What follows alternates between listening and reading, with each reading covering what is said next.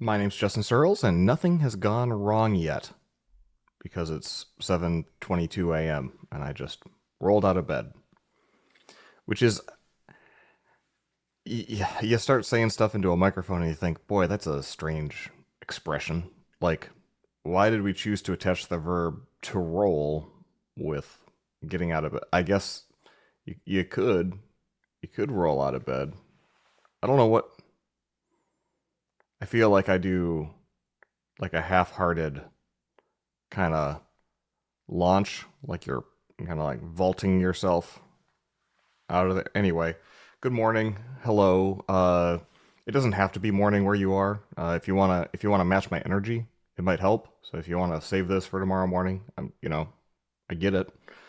I'm gonna have some coffee with me. You're gonna hear a few slurping sounds. I'll try to avoid it. I'll try to walk away from the microphone.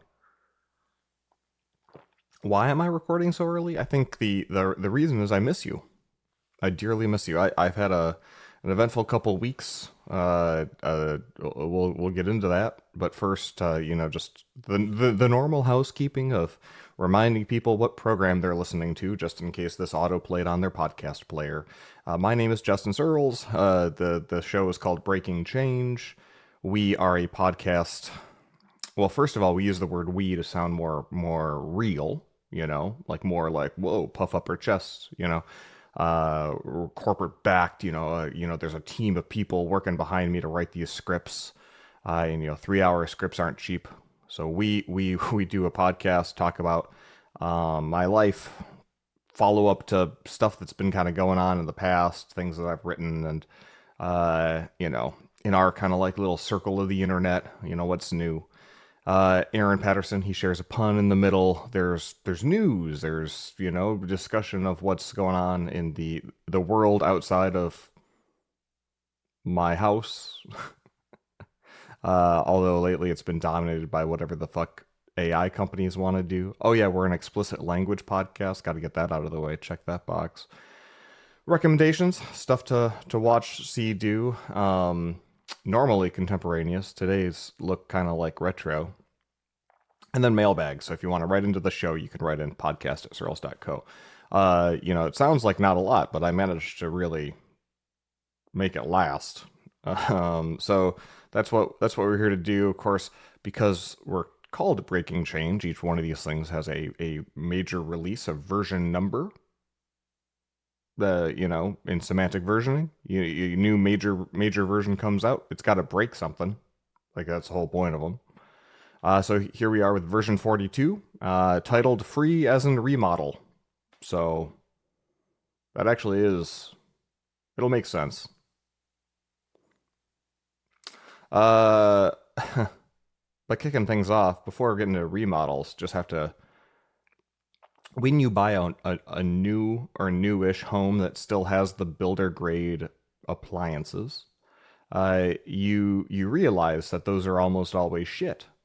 You could buy $1 million home, it turns out, and the dishwasher is still going to be just about the worst dishwasher that you can buy.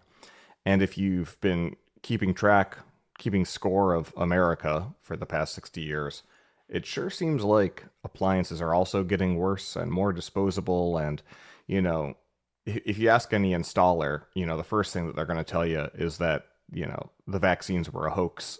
And the second thing that they're going to tell you is that this is all about Energy Star, like the energy, conservation, regulations to use less water, to use less whatever energy, electricity, and that's why everything got worse. If you do a deep dive into this stuff, like there's a lot of reasons why all these appliances are more or less disposable, including the perverse incentive to keep selling you more of them. But our appliances suck. They don't feel particularly luxury home esque, except for the fact that they are exactly typical of what you'll find in something marketed as a luxury home.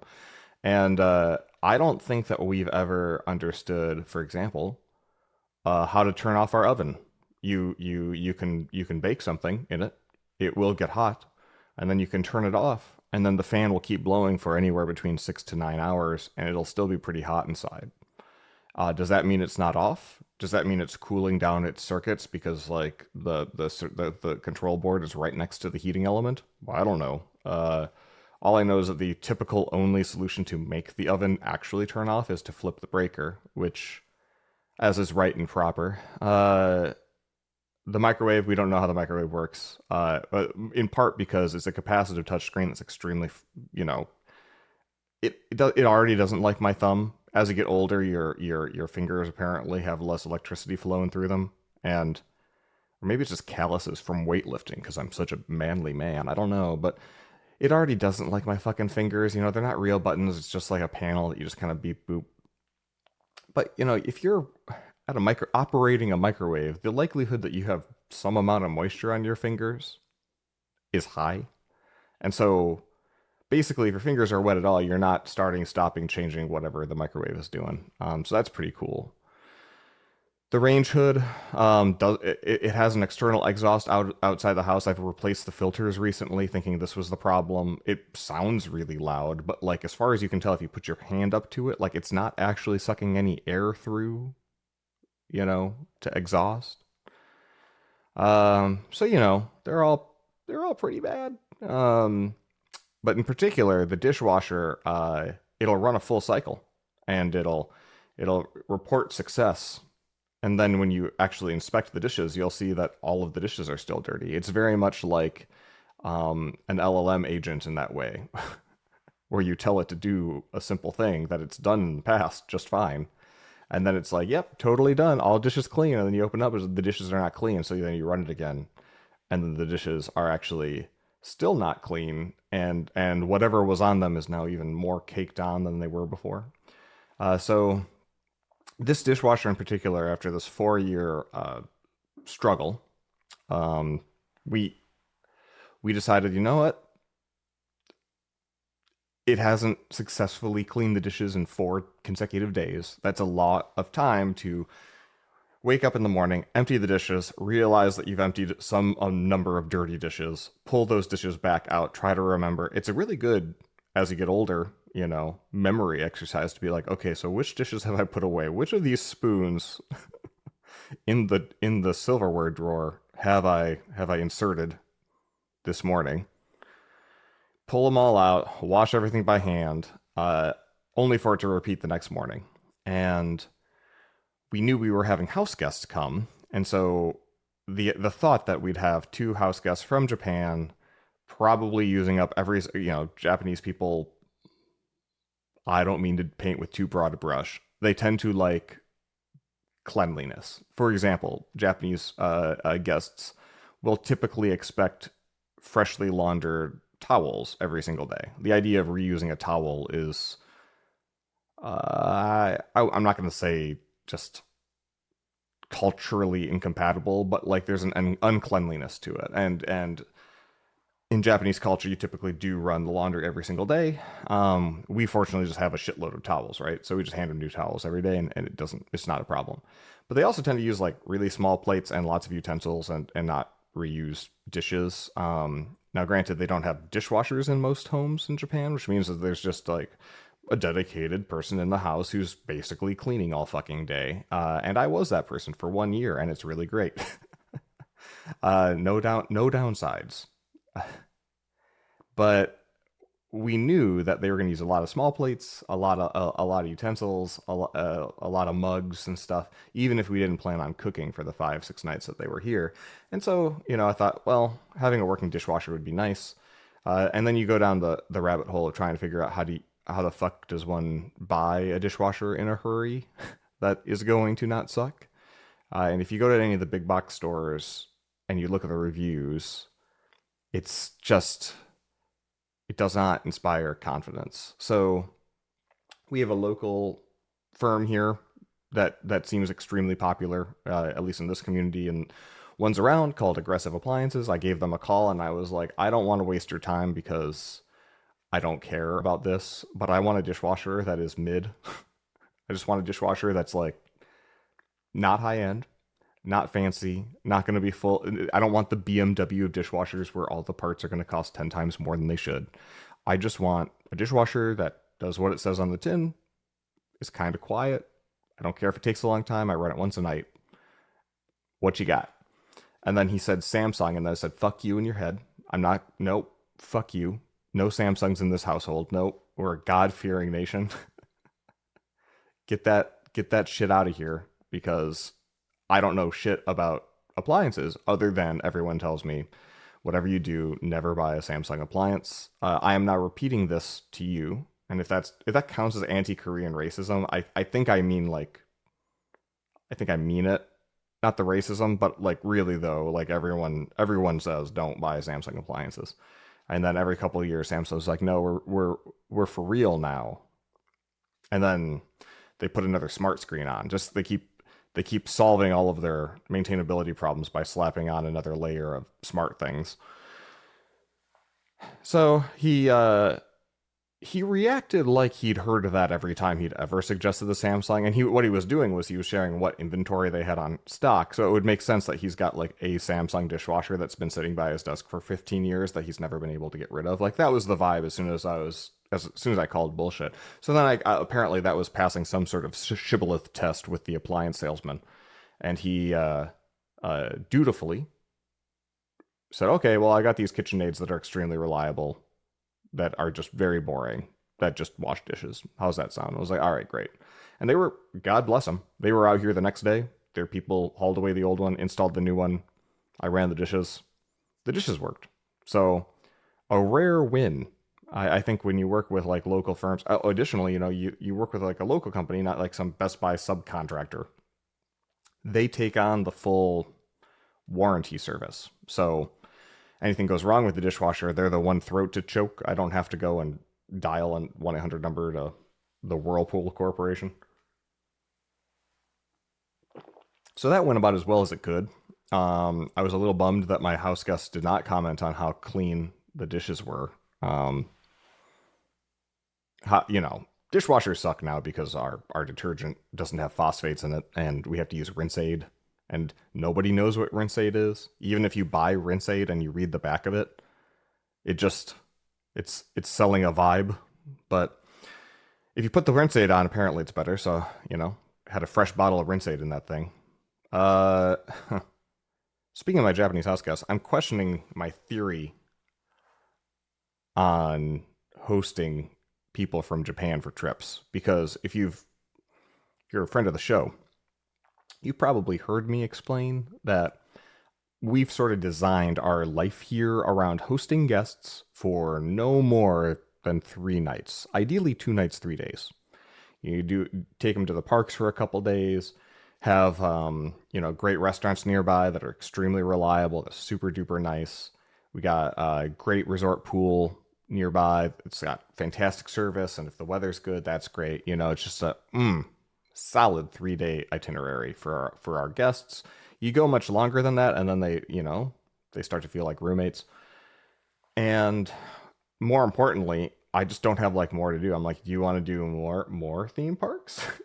Do you want to go to the pool? Do you want to program computers with me? I don't know what to do with my hands. So when you host somebody who's come from a 13-hour time change and a 20-hour long flight itinerary, kicking them out after 2 nights is kind of cruel because it takes a couple days just to kind of get back in the flow of things from a jet lag perspective. So they showed up, and I was ready to party, except for the fact that they got mildly delayed, so we weren't actually back until like Friday night at midnight to the house. A very special level of hosting service is when I drive to the airport to pick you up, and then I park, and then I walk into the airport, and then I find you exit your, secure area as you get off, as you leave the gate, which is something that one does when the guests don't really speak or read English super well, and you just don't want midnight to become 2 a.m. as they get lost or have to deal with Ubers. That sounded cruel to me. So they got in late. The next day, everything went pretty well. Went to the pool, but then started hearing about stomach troubles, sleepiness, people taking naps in the middle of the day, and I was like, oh god, yeah, this is classic classic jet lag. You got to deal with it one way or another. I've gotten pretty good, but I've also got like a lot more travel experience at like timing the sleep and the food eating and stuff to mostly be able to hit the ground running. But even sometimes you never know how it's going to affect you. They were not. I would not say they were okay until Monday. And by Monday, it was like, all right, cool. Well, now you're leaving. This was already a long trip by our standards, like 5 nights, 6 nights later. You're leaving Wednesday. We got to compress a lot of stuff into this short amount of time because we canceled and moved around plans. It was, yeah, it was more than I bargained for. Great time, great guests. They were absolutely lovely.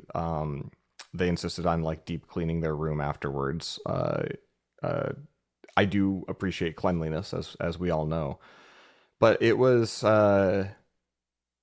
makes me think about in the future. I would love to share this with more of our friends from Japan. I just am not entirely sure the best way to go about it, other than to hire a maitre d' who just kind of manages the guests for me. Uh, yeah, if only hotels didn't cost like $1,000 a night around here, which you'd think was a joke until you looked. I mean, like it's pretty bad. Hotels are expensive. Hotel inventory is down across the United States right now, except for in Orlando where it's like up 3%. So go figure that out. Hey, I'm not complaining about being in a healthy economy. While we were at the parks, I am complaining about this though, and that is policing the words that come out of the mouths of people outside of your immediate family. Uh, we were at the parks, and I was just speaking like I normally do, which was like saying like shit, cock, balls, fuck, just as loud as I could, and everywhere that I was. And a a gentleman, uh, you know, had a family, had a daughter with those autism muffs on. I don't know what you call them. Like that, like she's working in construction, but she's 5. Um, to prevent hearing loss. Like maybe the family belongs to a sectarian religion that believes in a caste system, and her caste is heavy metal drummer, and there's just nothing you can do about it. Or maybe it's an autism or spectrum thing. I don't fucking know. But if you go into Disney World, a lot of kids have uh,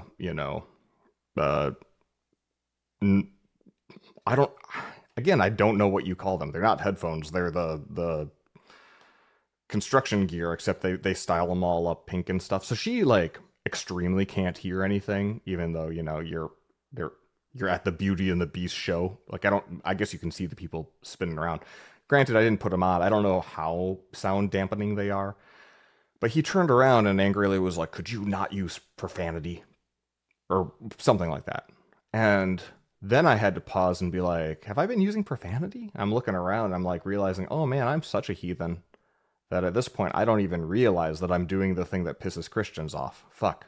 And then I was like, "Oh right, that's profanity." So I Becky noticed over the course of the next hour that my response time got like slower to everyone, because I was like having to audit all of the words that came out of my mouth and be like, "Is this a profanity? Is that man gonna find me again? What'll happen?" He was bigger than me, I'll say that. Uh, see other shit that happened while they were here. It was a mother-daughter combo. The daughter's 25, and so she's like close enough to young people culture. She's an old soul. I like her, but she knows like what are the trends. And right now, there's a super hot trend that's going to take a little explaining to do. The easiest way to explain this trend in Japan right now is to start with talking about blood types.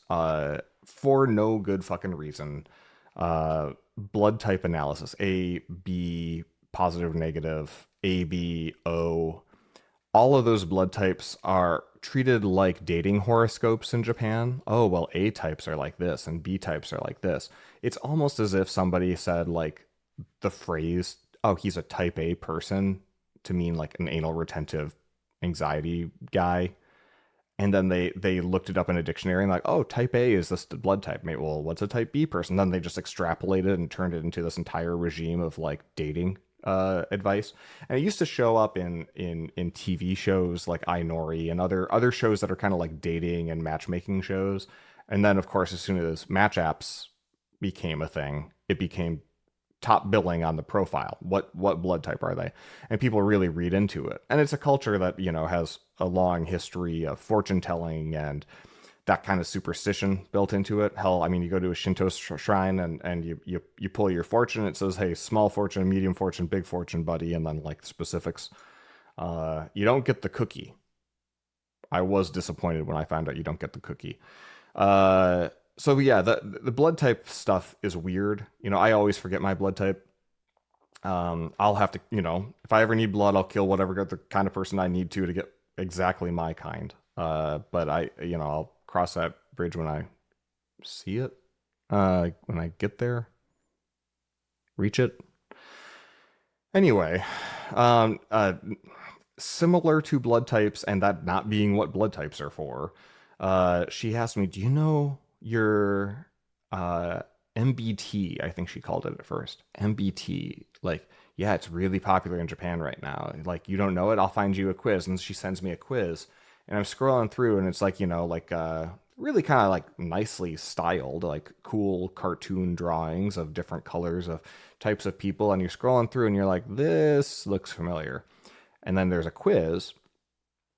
And it's all in Japanese, mind you, but it's like pretty obvious. Like this is like a workplace looking thing, like what kind of person you are. I'm like, oh wait, MBTI, and I'm like, oh, Myers-Briggs Type Indicator, like the thing from like the goddamn 1960s that became all the rage in corporate America, depending on where you live in the country, in either the 80s or the 90s or the 2000s.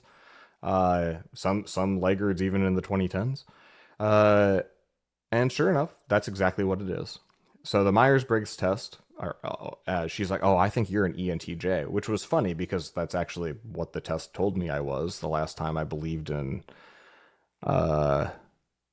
corporations and had to take the test. The field marshal. But of course, in the Japanese cinematic universe, the Myers-Briggs test has nothing to do with the workplace. We spent a couple days pulling this thread together. I'd be like, so do people know that there's like a 70-year history behind the guys in the post-war period who made this thing, and then like the office work culture and how to try to figure out what roles people fit into, and so like some psychiatry and psychology quacks could just like bottle up whatever they were using to try to figure out, how to get into the heads of people with mental illness. And they're like, well, we could productize this for corporate America, the burgeoning. And this isn't just the story of Myers-Briggs, but like this happened in a lot of cases of trying to figure out like, okay, so like, how do we take because factory work, real straightforward. It's like, is your arm strong enough to pull this lever over and over again until your arm doesn't work anymore? You're hired. But figuring out like who are the manager people and who are the other people, it wasn't like we snapped our fingers and then we were like, here's this like very convoluted series of degrees and postgraduate, certificates that you can get to determine whether we're going to give you a lot of money at work or just a little bit of money, or give you a lot of control or just a little control. And so as companies were trying to figure out, the best way to organize, and I started explaining this to her and she's like, what? No, like, there is no workplace relationship to this. The Myers-Briggs is all about like, who do you want to fuck? I'm like, what? Just kidding. Japanese people don't typically want to fuck, but it's about dating, right? It's like, are you compatible with this person or not?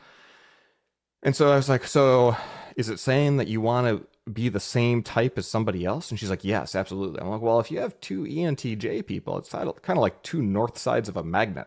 Like me with another person just like me sounds fucking terrible. She's thinking through it. And she's like realizing that this has only been like really popular in Japan for, I think, a short period of time, maybe a couple months in her particular, she's not that online in her particular radar. And as you dig into it, you realize that like there's just not a lot of thinking going on. They're brand new to this. So I thought it would be fun.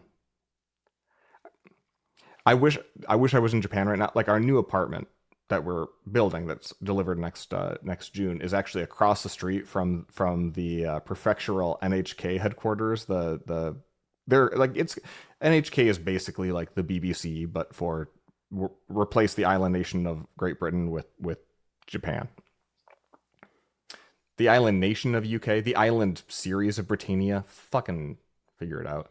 But so NHK is across the street. My thought was like I could just like walk across the street whenever something like this new trend came up and be like, hey, I'm the local gaijin that can actually explain the history of this in good enough Japanese to explain to your viewership why it's not particularly apt as a dating service. But people are charging money for tests. People are bragging about what kind of Myers Briggs type they are. God bless them. It's I guess Japanese people are a lot better at recycling, not to come up with their own fucking test that actually is fit for purpose, but rather just to take our kind of used one and give it new life. So that's pretty neat. The other thing about hosting guests from Japan in particular, Becky's long joked that the reason that I like that country so much is that when I'm in America, I'm the most stressed out guy in any room. And when I'm in Japan, I'm the least stressed out guy in any room. And I don't have to change for that to be true.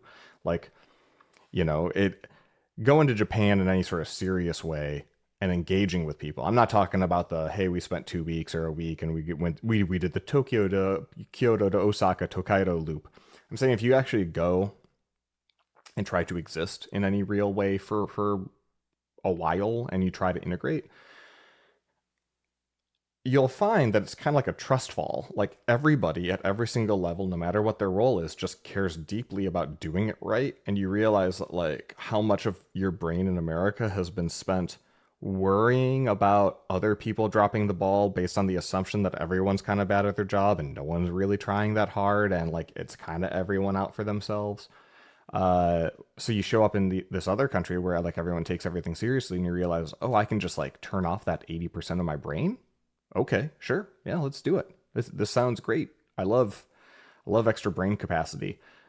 Which is funny because like a lot of my best writing, a lot of my best ideas, Becky too, like in terms of business ideas and like life changes have happened over there because you just, as you're walking around, you're not crowded out with like, oh well, got to get ready for this guy to back up into the sidewalk so I can dodge it while I'm on my jog. Uh, so many just random dangers and I feel like you're constantly getting set up for disappointment.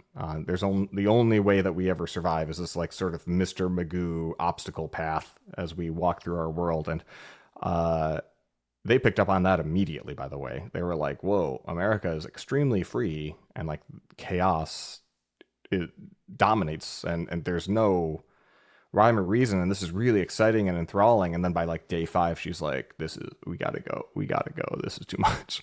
Yep. I kind of got into this refrain whenever they asked a political question or about like people or like how do people do this or like the expense or this, and I just had to be like, that's the cost of freedom, baby. Like there's two Americas. I have to explain wealth inequality, and they're like, man, America's so awesome. I'm like, well, you're getting a better view of it than a lot of people. Had to explain like once you leave this little bubble, things are less awesome. Uh, but the experience reminded me that as a big worrier myself, having the people from the country that worries too much come here and then they proceed to worry even more because all of their senses are telling them this is a dangerous place where no one has their shit together, which is 100% true. I found myself having to quite often just listen to them worry, try my best to assuage those worries by being like, well, I've got a lot of experience living here and I'm taking care of everything, so you don't need to worry about it. And then explain to them how, for example, like they were concerned that the bags, they wouldn't be able, if they check their bags on the flight home, they have a connection in O'Hare and then to Haneda. Like, well, if we check our bags in Orlando, don't we have to pull our bags at O'Hare and then recheck them? Because when they came in, the port of entry was Dallas. They had to pull the bags and recheck them, which is something that I taught them in advance because it's an easy thing to miss. If you just blow past, the bag check at customs, your bags aren't going to go where you're going, right? I don't know how often that happens, but it could totally happen if you've never flown internationally and you don't read the same language as the signs, right? So I'd explain that to them on the way in. They very dutifully got their bags to the final destination on the way here. But on the way back, when I explained, hey, like, because that's not there's no uh, now I'm thinking of the Japanese phrase I had to explain to them with. There's no investigation. There's no inspection of bags because you're not entering or leaving or entering a country at that point. Like they will just automatically transfer the bags from plane one to plane two for you. There's a whole system for it. I should have pulled up a YouTube explaining this, but that wouldn't have done any fucking good because once you've decided to really worry about something, there's nothing anyone else can do. And then, they kind of half-heartedly were like, oh, okay, I don't know. And I was like, we'll talk about it again in the morning. So we talked about it again in the morning. And then, the nice thing about having the two of them together is that they would constantly tell on each other. Like the mom would be like, her stomach's upset. She's got this and this and this. She needs some help. Maybe eat at home tonight. And be like, okay, thanks for the intel. And then like this next morning, the daughter's like, yeah, mom didn't sleep more than like 3 hours because she's so worried about the bag thing. I'm like, oh, god damn it. They got a long fucking day. Like their final flight from O'Hare was like 1:30 a.m. and this is like 8 a.m. the morning of. I'm like, all right, god damn it. Explain the bags again. Go to the airport with the bags again. This is providing the service of parking at the airport. There's no short-term parking at MCO, so I'm like in the long-term paid lot, which was its own adventure because it's always full. You walk into the airport, you help them carry their bags in, go all the way to the counter, get the bags bagged, tagged, and then checked in. And even then she's like pushing my shoulder to be like, hey, you got to ask them. And I was like, ah. So I asked the lady, he's like, can you just confirm for my guests that like the bags are going to go all the way there? And the lady was like, as soon as she said Haneda, everyone's shoulders relaxed. It was like there was nothing that I could say until a staff member reassured him. And then I realized this must be what it's like to be with me ever. So I'm sorry, everyone. I learned a valuable lesson. Uh, last bit, best bit of life news. I'm getting a free balcony. Uh, there's only about 15 caveats to this. One caveat is that I already have this balcony, and the new one's going to be identical. And actually, the best case scenario is that it be identical. You see, house was built in 2019. 2019 was a different era. People were enthusiastic, and stocks were way up, and there was tons of building going on, and everyone was just having a great time. If you had a pulse, you could be working any of the trades easily in construction or plumbing or electrician. And this house has really borne that out as I've had to slowly replace the guts of just about everything one piece at a time. And it's been a lot of money, sure, but in general, it hasn't taken that much extra effort to just kind of fix things up. There are a handful of things that were way too expensive, like our bathroom remodel that was necessary because the shower curb literally had just a structural defect and it was just sucking up water, and the only way to fix it was to retile the whole bathroom effectively. And that ended up being expensive, but hey, we got a cool bathroom out of it, and it was a few months of annoyance, but whatever. I had how did I first hear about this? I think I was talking to somebody. We were out at some Disney thing, and our neighbors were there, and I was chatting with them about how the back of the house, the stucco, kind of gets stained from the rain, and like it sort of seems like there's deterioration between the balcony and the stucco. And she's like, "Oh yeah, that's funny you say that because there's like my neighbor had a water leak in the edge of his balcony, like the flashings between the tile on the balcony and then the stucco in the wall. They were not properly sealed, and so it was just slurping up water for several years. Which, as a result, because the balcony's flooring is all wood and the trusses are wood, just rotted all that fucking wood to the point where it's like you could get on the balcony and sort of bounce up and down a bit. And so, sure enough, I was like, all right, well, put me in touch with this guy. Talk to that guy. He's like, yeah, well, in Florida, there's a 10-year statutory warranty. The builder has to fix it if there's a structural issue with the home. And they can take their sweet ass time, but they'll do it. And so he sent me some pictures that were just absolutely traumatizing because it was like exactly my model house, but like the whole back corner was fucking gone. And he's like, yeah, it was a year-long process. They paid for everything. They did a good job, but I had to really ride them. And at that point, I had an inkling that just like wanted to avert my eyes and pretended I didn't see anything. But then, go out to the balcony, go out to where we had the hammock set up, and I kind of like do a little bounce and realize the tiles are indeed kind of mushing in. So I decided to call the warranty, the home builder. Warranty guy comes out. He's like the coolest, smartest guy I've ever seen, which is weird. You don't associate this with construction, but I've over the years with warranty people, I've kind of put gotten into my head that the people who work on the warranty side of developers have to be as good at the construction side as the construction people because you're doing a lot of general contracting and have to be better at the thinking hard about problem solving because instead of just following a plan, you have to have the forensics ability to, peel back like what's going on, what's wrong, what's the root cause, are we liable, are we not? And so from a what needs the business has perspective, you'd actually put your better people, I think, on the warranty side if you were smart. Because first of all, like the legal liability is huge if you fuck up. The PR liability is bad if you make the wrong call.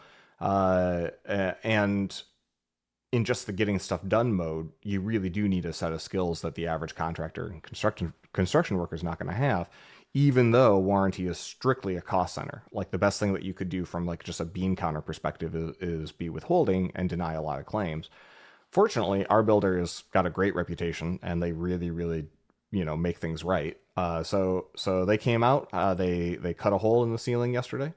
Yesterday, I don't know what day it is. 2 days ago. 2 days ago, and stuck their head up there. And they looked around. They pointed with the flashlight. They said, "Hey, you want to stick your head up here?" And I was like, when people offer that, I usually say no. And they pointed around. They said, "Hey, like where you were stepping, yeah, indeed, there it looks like there's a huge fungal infection in that wood."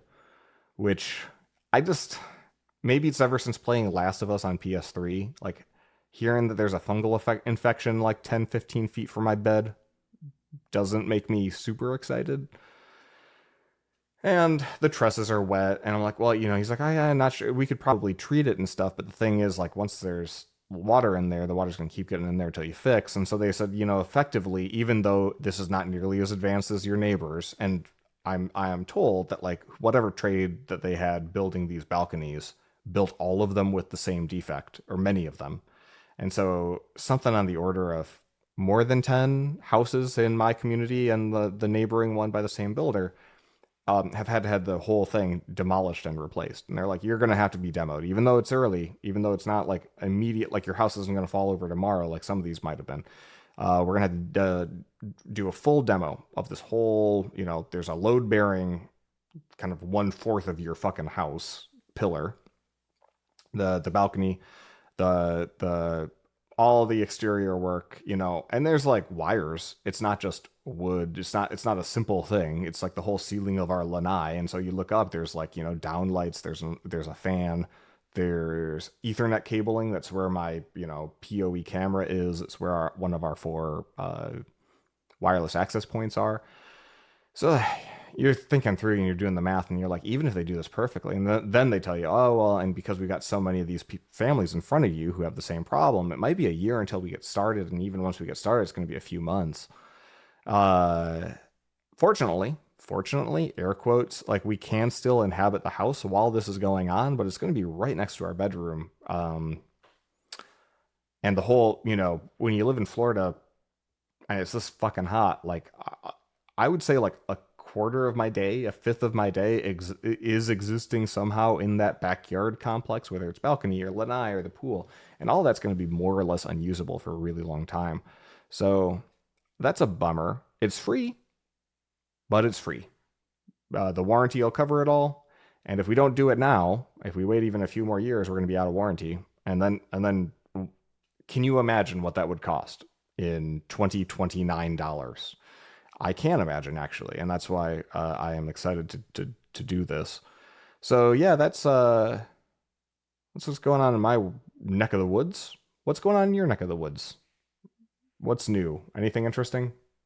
Podcast at searles.co. I'm going to keep repeating that until the emails flow.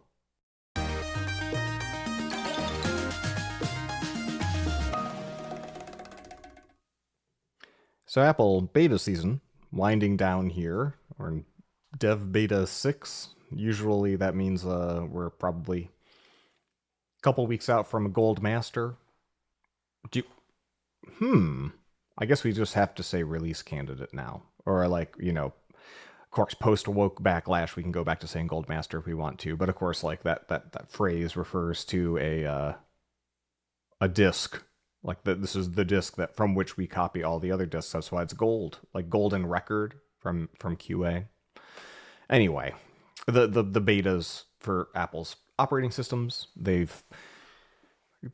went from glassy to frosty to glassy to frosty to kind of more 3D glassy. The latest beta 6, I like the new time. It's got more of almost like a bubbly look on the lock screen. But honestly, there's a lot of people in the Apple complainosphere who don't like the new betas. They don't like the UI. They don't like that it doesn't make a ton of sense. They don't like that it's, creates legibility issues, or that like it's ostensibly it's about getting out of the way of your content, even though the controls now are bigger and bulkier and take up more of the screen. The concentricity thing, right, where it's like they've got like bigger, more dramatically rounded edges, like those don't line up with the rounded edges of the MacBook screen. And also, if you're compiled on the old system, like you still have a different border radius. So you end up in these situations, like in Tahoe, where yesterday I was like, wait, there's like multiple little, like I dragged like 3 windows to the bottom left corner of the screen, and then there's like, I can see the desktop, because none of them are perfectly flush with the also rounded corner of the desktop screen. Then I drag the next one down, and then I drag the next one down, and they're all 3 still visible because there's different, the concentricity doesn't line up. Now, ostensibly, this is going to work itself out over time. But it's like a lot of the fit and finish stuff is just, sure, not perfect. But it was never perfect. I mean, like if you've used Notification Center on a Mac in the last 5 years, you know that these are like, just like, a lot of the software is ugly. And if I could make it consistently the same kind of ugly across the whole system, I would rather do that. So, I think that there's an old hat Apple fan who's like, well, read the HIG.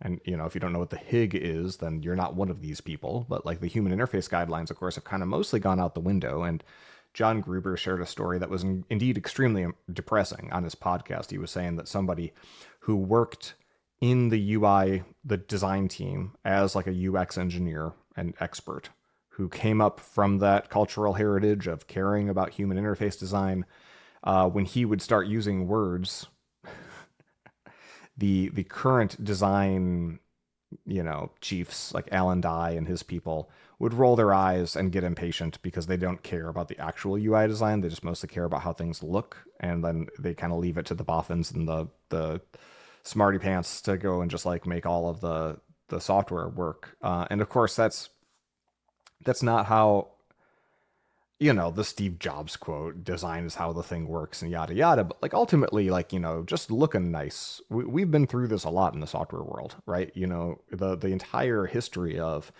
making websites was somebody on Photoshop making something that looked like what they thought would be a website, and then telling some code monkey to go and make that a website, and realizing that there's a lot of steps in between. And just because something looks good doesn't mean it's good for use. Where I think a lot of the pundits are thrown off here is that, like, honestly, like, using native controls, even if they're glassy, even if you don't like how they look, across all your apps will create a new default set of interactions that everyone will understand as soon as they've used one of these apps. And yeah, some people pick it up and they'll get upset because now the search bar and messages is at the bottom, but also the search bar everywhere is on the bottom now, and it always looks the same. And they're really discouraging people from doing custom UI elements and UI controls if there's already a system of, designed one, like a system ordained way to have like a tab bar or toolbars or, little attachments to those things. And as somebody who likes consistency more than anything, I think that's great. Now, a lot of apps they don't display content. And so having stuff beneath the glass, there's nothing to get out of the way of, right? And so you end up with glass that's kind of just over a background tint or, utilities. And the predilection for like constantly hiding the UI controls to make room for something else is a admittedly like not pro user friendly thing where you want to see, like you go into Final Cut Pro and you get this tiny little like video preview, and then you got like 5,000 other toolbars and sidebars and buttons around it. And I think a certain number of people like that. They want to be in the command center. They want to be like driving a tank and having all these controls, surrounding a little tiny porthole. And that's never been me. I think I want two things from every piece of interactive software that I use, and I realize that they are in tension with one another. One, I want them to get out of the way so I can focus on the thing I'm working on. I want the full screen text. I want to just see nothing but a white screen and the sentence that I'm working on. And if that sentence is if I'm looking at the 6K 32-inch screen right here, then I don't care if that sentence is at 120 point font. Not going to bother me. Like, I just want to focus on just one thing. I don't want to see anything else. I don't want any distraction. I don't want to be thinking about 500 different toolbars around it. And yet, I also want to be able to discover what is my app capable of very easily. Like I don't having the button physically there, at least it gives you a thing to mouse over and you can see, oh, this can do this. But honestly, the Mac solved that problem forever ago, and it's called the menu bar. You go up to the menu bar and you can see what operations are available in general. And if you're cool like me, you just mash on Command Shift and question mark. I guess it's Command question mark or Command Shift / depending on how you want to think about it. And then you just start typing in, then every menu command becomes searchable. So you're like, I wonder if there's a way to, paste with formatting. Yep, there it is. Boom. And you can discover things that way, and then you can assign shortcuts. So discoverability is really important, and that it still be there is really important. And honestly, I think that like if you've got an ellipsis button, it's going to show you what you can do. You press and hold on a thing, it's going to show you what you can do.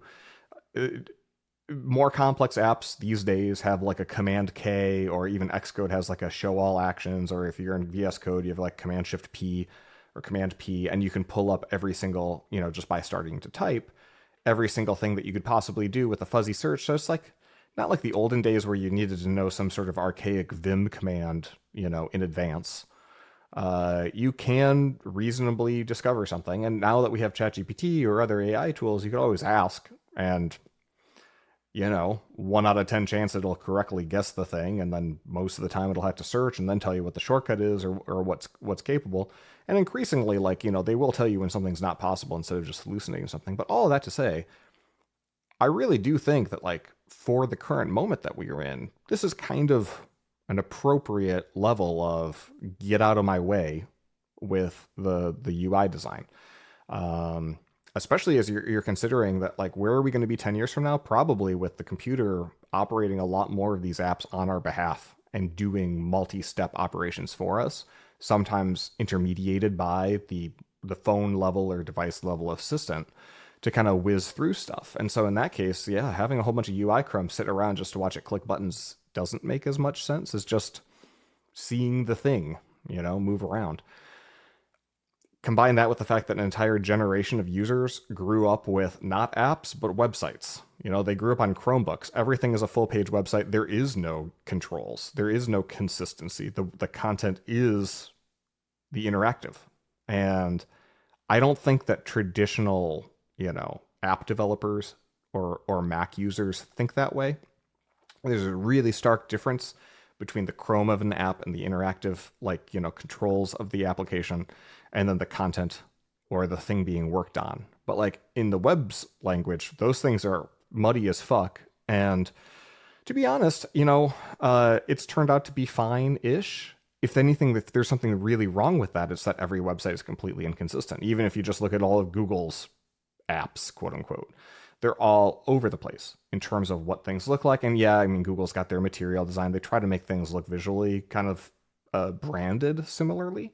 But how you use YouTube Studio and how you use Gmail have nothing to fuck to do with each other. And or God forbid the Google admin tool. And then you go into Google Sheets and it's like, are these made by the same company? Like, other than the kind of like, cartoony color scheme, I wouldn't know that. And so having a single unified set of controls across 5 different platforms, whether you're on Vision OS or an Apple Watch, across all of the native apps, kind of look and feel sort of the same. Yes, apps can feel a little bit samey from here and there, but like I've never opened an app on any of these betas and been confused at what I was looking at. And yeah, visually they look pretty pleasing. And if you're one of those apps that has a website as an app thing, like whether it's a cross compiler or whether you just have your own custom controls because you think that that looks better or you've got your own brand to maintain, those are going to look dated and, they're going to look more like websites and less like apps, I think.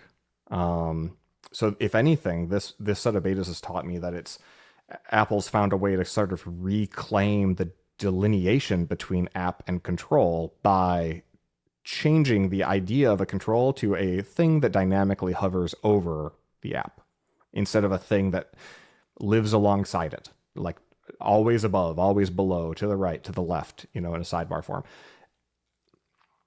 So there is a theory of the case, I guess, that makes sense. Are there bugs? Are there legibility issues and yada yada? Sure, but like, what are you going to do? Never upgrade your goddamn devices? Like, sure, you could just. There's a podcast on discussing this, and like Accidental Tech Podcast, John Syracuse, who's a smart guy, he was talking about his kid going to need a new iPhone. It's like her turn to get a new iPhone. And he's like, well, I had to have the talk. I had to explain to her that, like, if you get the iPhone 17, you're going to be stuck with this iOS 26 thing. But if maybe you want to get a 16 now so you can still ride the old OS. I'm like, that is a real fucked thing to teach a non-technical child to like time when they get operating system upgrades. Like, the better thing to do would be like, hey, the world is a mess. Technology is out to get you. Everything's a buggy, just absolute abortion of nonsense, left, right, and center.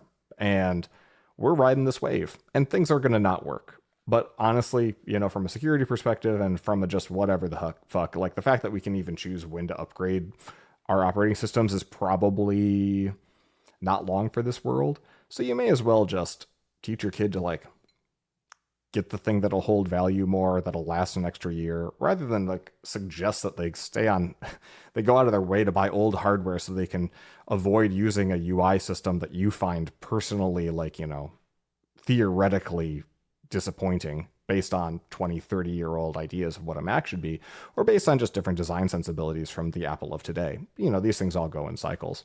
So anyway, all that to say, I've been on the Apple beta train and it's mostly fine. I'm kind of curious if anyone has dissenting opinions. Feel free to write in. I've mentioned the email earlier, but if you'd forgotten already, podcast@searls.co. The reason I was on the beta train is I'm actually building an iOS app for the first time in 15 years. Not incidentally, App Store Connect, the thing that handles all the banking and the app distribution from the developer side, has already had to deploy a server-side fix just for me, just for Justin Searls. Because my bank account information hadn't changed in 15 years and I hadn't logged in for that long. And so apparently at some point they added additional mandatory bank fields, but I hadn't logged in for a decade. And then they assumed, I guess, everyone was migrated or another upgrade. So now, if your bank account details in App Store Connect are missing mandatory fields, it will consider that an invalid record. And then the thing about it is invalid bank records can't be edited. So like you can see how this stuff gets layered over time. So I go in and it's like, hey, your bank account's invalid. I'm like, cool, I would love to fix that. And it's like, you can't because it's invalid. I'm like, all right, cool. So I emailed them back and forth, proved it wasn't working, and then ultimately got an email 2 days ago saying, hey, yeah, engineering wants you to test it again. So sure enough, they fixed the glitch, and now I'm all set up there. I'm causing all kinds of chaos left and right. The app that I want to build is going to depend on this new UI pretty heavily. I figured why not start there? So I'm on the betas. I'm riding the absolute latest of all of these. They've changed a lot of their best practices as well as the APIs that you should be calling over the last year or two.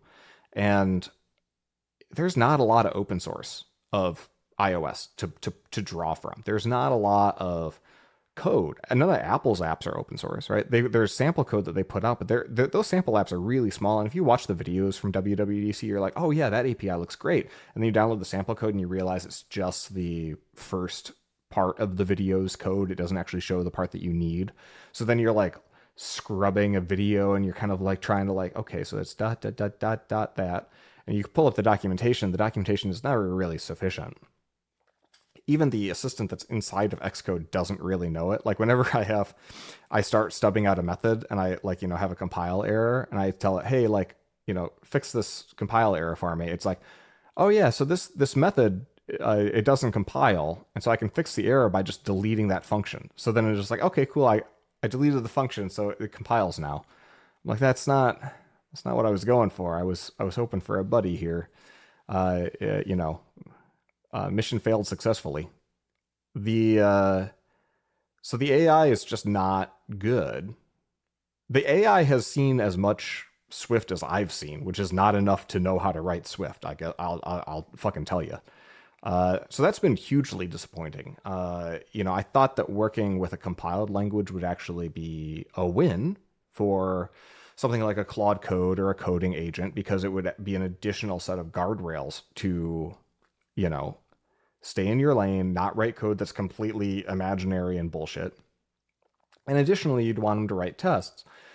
And the age-old question of whether or not you want a strict type system to force all of the inputs and outputs to match what you expect versus like whether you want a lot of automated tests to like, call the code and make sure that you get the response that you want and that the response equals the values that you care about. I find that Claude will write things that compile technically, but then when they realize like, like it's because there's not an easy REPL environment for it to like interactively work because writing one-off scripts even in Swift is unusual. It won't reach for that very often and it's difficult sometimes. So like a lot of the stuff is not very, especially the view related stuff, it's very difficult for the AI to actually iterate on and test. You end up with this situation where yes, it compiles, but then you look at the tests and because so few people even write tests in iOS land, like the new Swift testing, it's a new framework. You look at the examples, and I've complained about this before. The examples look like they were written by somebody who's never actually seen a fucking unit test. And you dig in, and like it can do most of the things that somebody who wants a unit testing tool to do. It can do most of those things. You got to really bend it to kind of get it to behave like I want it to. But who am I, right? I've got like extremely arcane opinions. It's like that John Syracuse guy and how he likes Mac design to be. Like I've got the same level of obsessive preferences around testing, and I get it. That's fine. But there are so few tests that just do like the quick crash course in test design. If you're a unit test of some code, there are 3 phases to every good test. Every test that works at all has these 3 phases, and whether you call them out explicitly or follow them, rigorously on a test case by test case basis, that's up in the air. But they all arrange, act, and assert. The arrangement phase can be any number of lines of code needed to like get the system into the state that you need to be able to invoke it. And if it's a function, maybe that's just setting up the objects that you're passing into the thing. So you have some level of arrangement. Ideally, it's not too much. If it's too much, that's a smell that maybe it's too hard to use your thing.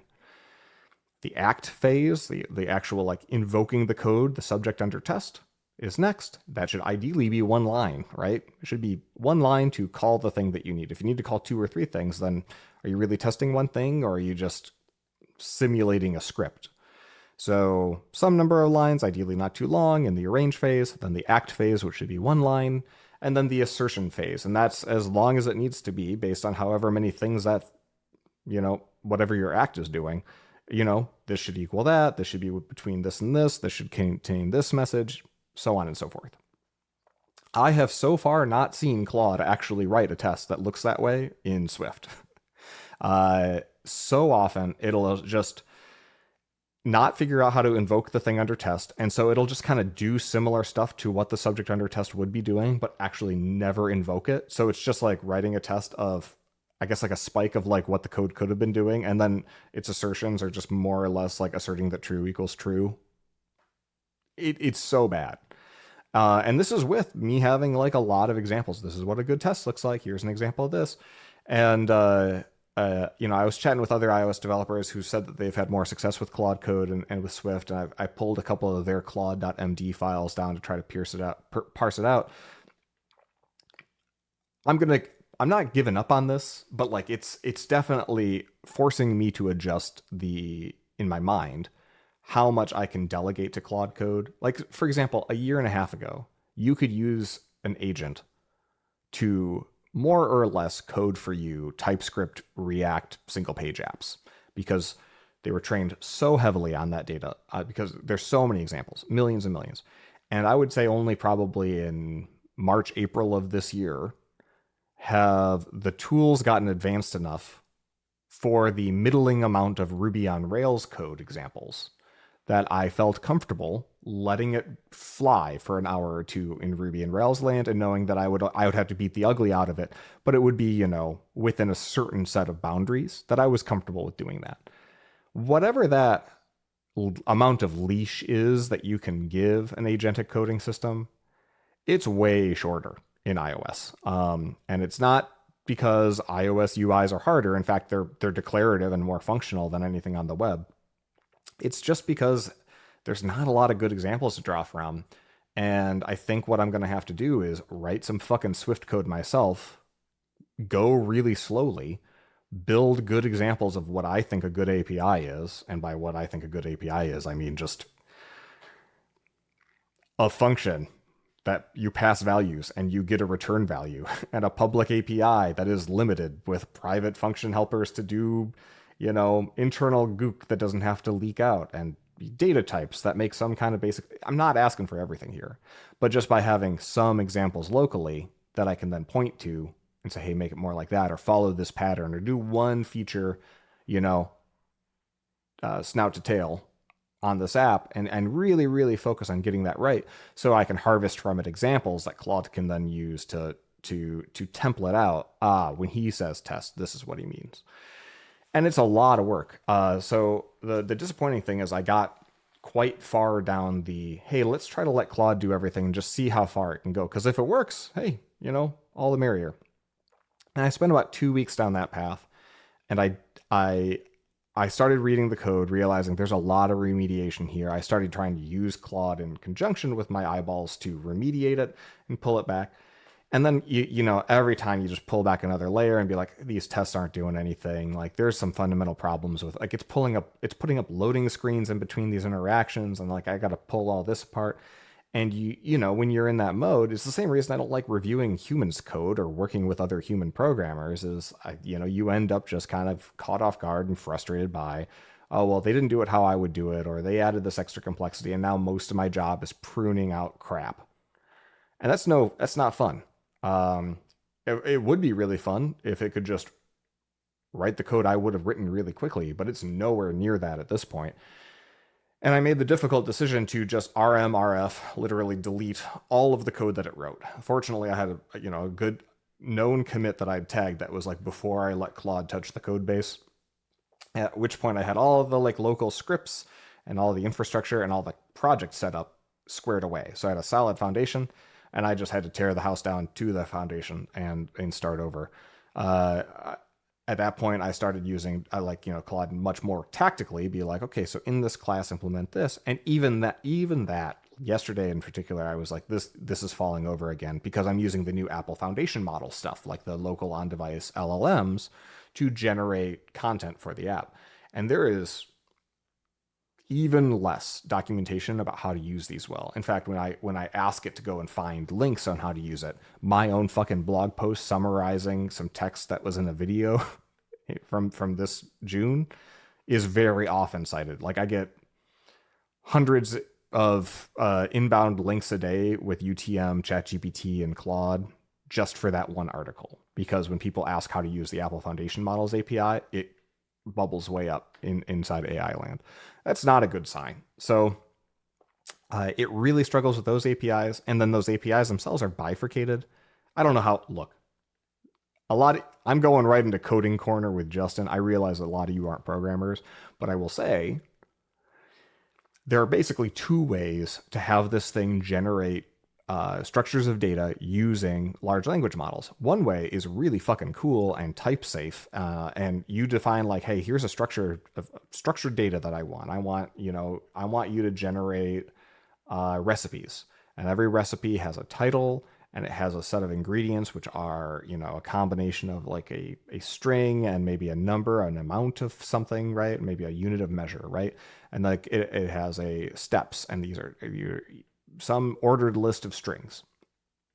If you know up front exactly what the data structure is, you can annotate it with like, this is generable, this is a guide of what this is. And then it'll generate those things, and you'll be guaranteed more or less by the system, because it's going to filter out all the tokens that don't line up with that expectation in terms of that data structure. You'll be guaranteed to get a recipe that adheres to that contract of type safety. That's really, really nice. Problem is, there are a couple things about my app that make that not all knowable at compile time, because my app supports multiple kinds of learning goals, which requires multiple sets of prompts, which requires a different set of fields for different types of things that people might want to learn. And so you end up with the situation that I am now in, of their dynamic schema generation mode, which, yes, at runtime I can build out the same kind of thing with a variable like list of properties effectively. And you can specify what those types are, so it'll give you the right type. But then when you go and try to pull back those results, you're just, everything's untyped, everything's dynamic. You got to know exactly the name, and then you got to cast it into the right type, and it's a lot less fun, I'll tell you that much. For each of my features, if I continue down this route, I have to specify like some sort of data structure in to generate the dynamic schema that I want. And then once I get a result back from the LLM, I've got to have some sort of custom mapping code that will map that resulting structure according to that first, input kind of definition back into a normal type safe object, so that my views can use it. And so that takes like really cool demo that you see in 5 minutes of a video into, Jesus fuck. Now, like, each of these is going to take me about a day, and testing them is going to be a lot harder. The plus side, though, is that now all of the prompts that anyone could ever possibly need, I could have like community-driven prompt sets for how to use this particular application. I have some interesting architectural thoughts about that. So like the prompt tweaking bit is actually really nice, because it's like no longer a code change. It's just a series of flat files that'll ship with the app at first. But the each modality of how those LLMs get used, each of the parts of the UI where that stuff shows up, or each of the functions that they perform from like a background job perspective, that's going to be an order of magnitude more work.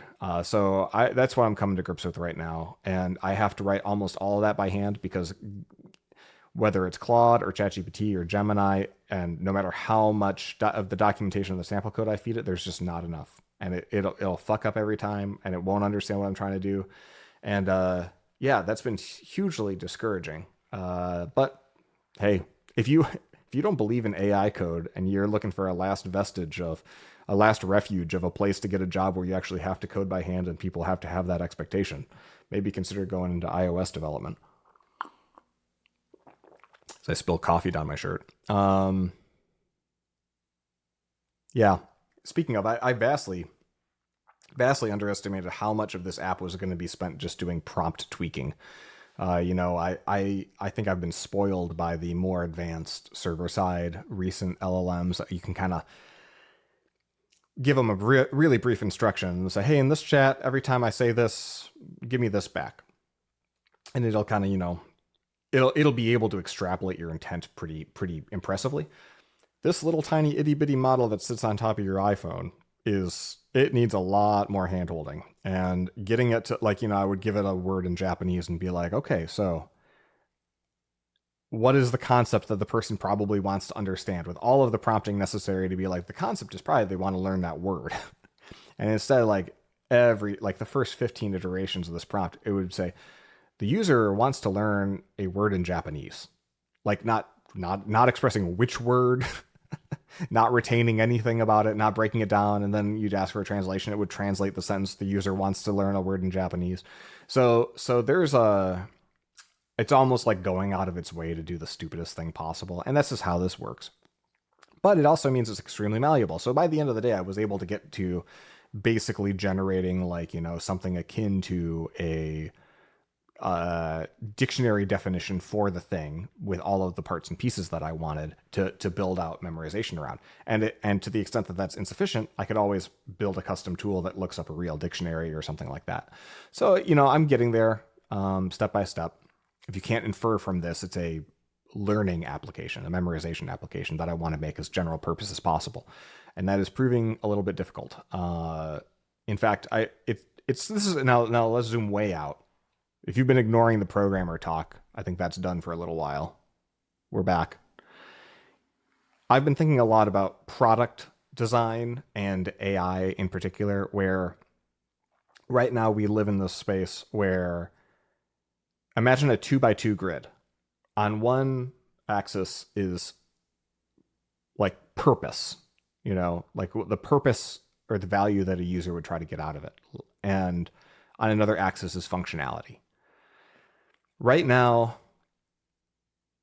on the functionality axis, really, really general purpose AI tools, we think about chatbots because you can kind of put anything into them and then get just about anything out of them. So it covers every domain. Like when OpenAI does an update, they have to think about how good of a creative writer it is, as well as how good is it at practicing, unlicensed medicine and therapy. So it's super duper general in terms of like purpose. I guess it's more purpose. The reasons that you might open this app, but also super general from a functionality perspective too, right? So in this 2x2 matrix, it's general in general because the functionality is also really general. It can do everything from, write a single page app for you and bring it up in a canvas. It can generate images for you. It can be your friend. And it's got, search and attachment features and everything. It's just like, it's kind of just an everything bucket for every kind of thing. Meanwhile, a lot of apps that are already existing and have very specific purposes, a scheduling tool, right? A tool that tracks the food intake that you eat. So these are really, really specific domains and also really specific functions where the AI can just do like one little thing. And so you open that app for a very specific purpose, and the AI has a very specific function inside. And what I think is interesting, so that's the other end of the spectrum, is I'm trying to build an app that is general purpose. It's really ideally going to be just for anyone who wants to memorize anything, who wants to retain memories of something that they want to learn or something they want to remember. In theory, that could be a second language. It could be advanced math. It could be family vacations. It could be the names of people they meet at networking events. It could be any of those things. So very general in terms of the motivation, I guess might be a better word than purpose. But very specific in that that memorization flow is going to be very straightforward. You capture the thing, you triage the concepts that you want to memorize, and then some sort of quizzing over a spaced repetition to commit it to memory. And I think that is the combo that is most appealing.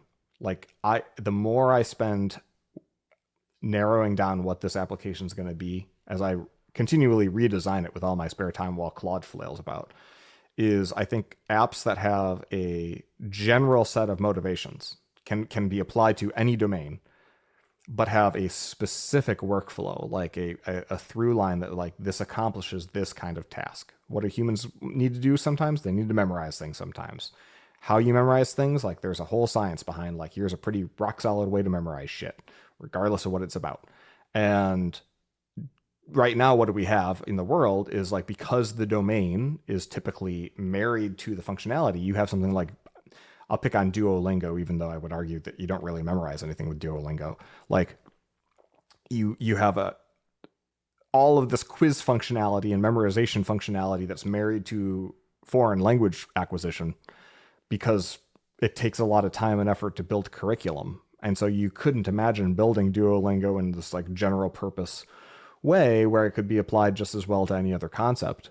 And all those concepts could use those kind of general tools of specific tools of like language acquisition, like the quizzes and so forth. And then if you look at like other types of apps where, maybe a Kahoot or a Quizlet, these tools that are super duper duper general learning tools, you kind of have to like draw the fucking owl yourself in terms of bringing all the content to it. And at that point now, it's only really for people who are going to spend so much time on the front end to curate the things that they want to memorize that you've probably memorized them all already by the time you've built it. Or you're going to rely on a bunch of user generated content that requires you to reach network effect before the thing's even useful. So there's something here. There's a thread that's worth pulling, and I'm excited. So yeah, the vibes, for now at least, the vibes have to be it's BYO vibes, because the Claude ain't cutting it.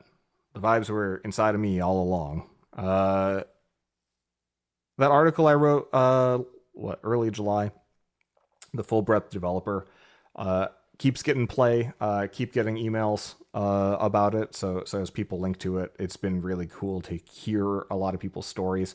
Surely a non-zero number of people listening today, hello, hi, found me because of this article.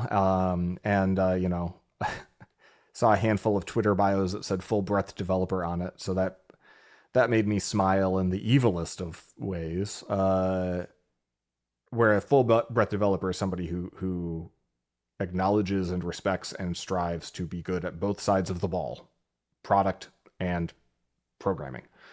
And that's an underappreciated set of skills in a world where you really need both to take advantage of AI tools. That's resulted in, I think, interesting conversations with other people who blog a lot. So I'm Jared Norman, jardo.dev. He's got I think it's a consultancy, super good software, and he's got a podcast called Dead Code. And I'm going to be on it next Tuesday. And we had something to talk about, and I forgot what it was, but I'm going to review that between now and next Tuesday. So I look forward to talking to him and getting to know him a little bit better. Then I think I'm going to have Scott Werner. He works on My Machine Substack, and he's building out Sublayer, which is a code review platform built in Ruby, using the AIs. And he and I had a couple good email exchanges about recent blog posts. So I think he's going to come on hot fix. We're gonna get angry about shit, but I'm not sure what shit yet. Gotta froth up the loins, so to speak. Don't like that. Nope. Gotta get mad. I was gonna quit while I'm ahead. All right, next up.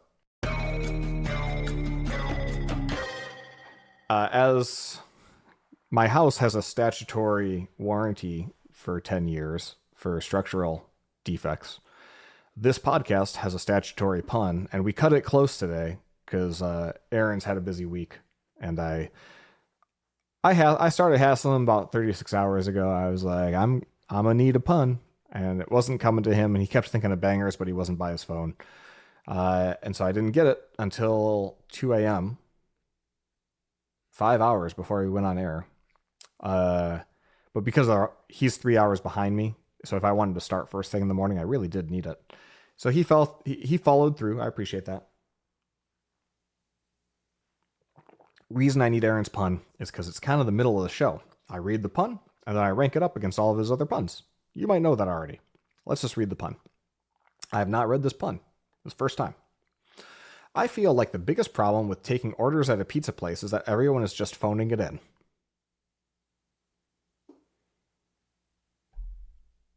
I feel like the biggest problems with taking orders at a pizza place is that everyone is just phoning it in. I am going to open up. Okay. All right. I opened up the puns file. If you go to justin.searles.co/puns, you'll see the list of puns. I swore he'd used the phrase phoning it in before, but apparently not. So, interesting. So yeah, all right. Phoning it in. I feel like the biggest problem with taking orders at a pizza place.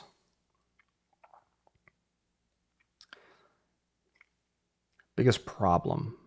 People are, okay, so yeah, it's a problem when people phone it in because they're not taking it seriously. I get it. What else? If people phone it in, I'm just thinking through the comprehensibility of it as a statement first.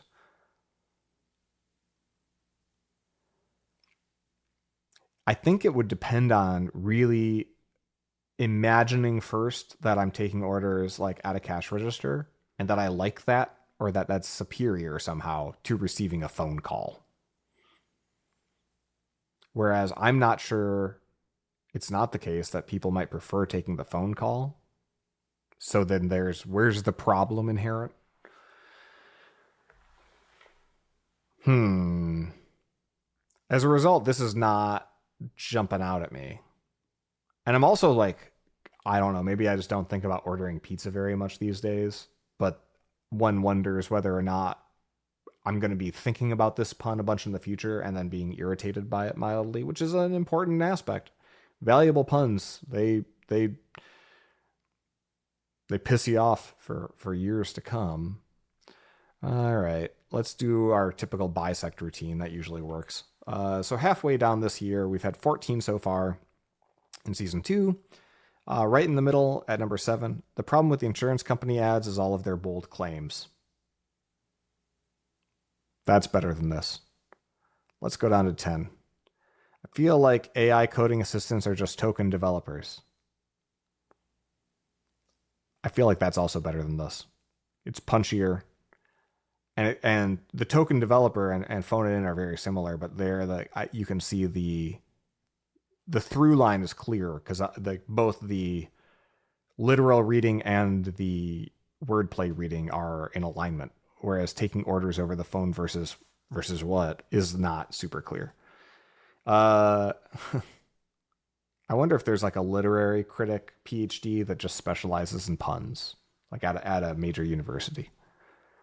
If not, I would like to be that person.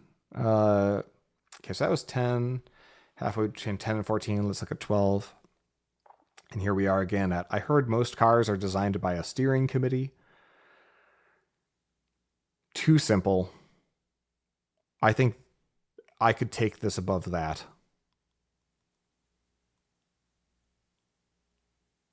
Yeah. There's something, maybe this pun's just making me think about the Pizza Hut buffet, but I'm liking it more. There's a nostalgia to this one.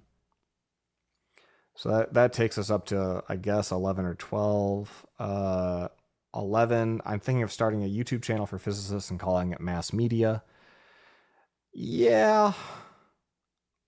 I think I'm going to squeeze this one in between 11 and 12. I'll let Mass Media have its day in the sun, which itself is indeed a celestial gravity mass joke because the sun is very massive. All right. So our new number 12 pun out of the 15 so far in season 2 is I feel like the biggest problem with taking orders at a pizza place is that everyone is just phoning it in. And this one, knowing Aaron, is going to be one that he argues should be higher ranked when we do the pun sort at the end of the year. But in the meantime, the show must go on. Let's just take it to the news.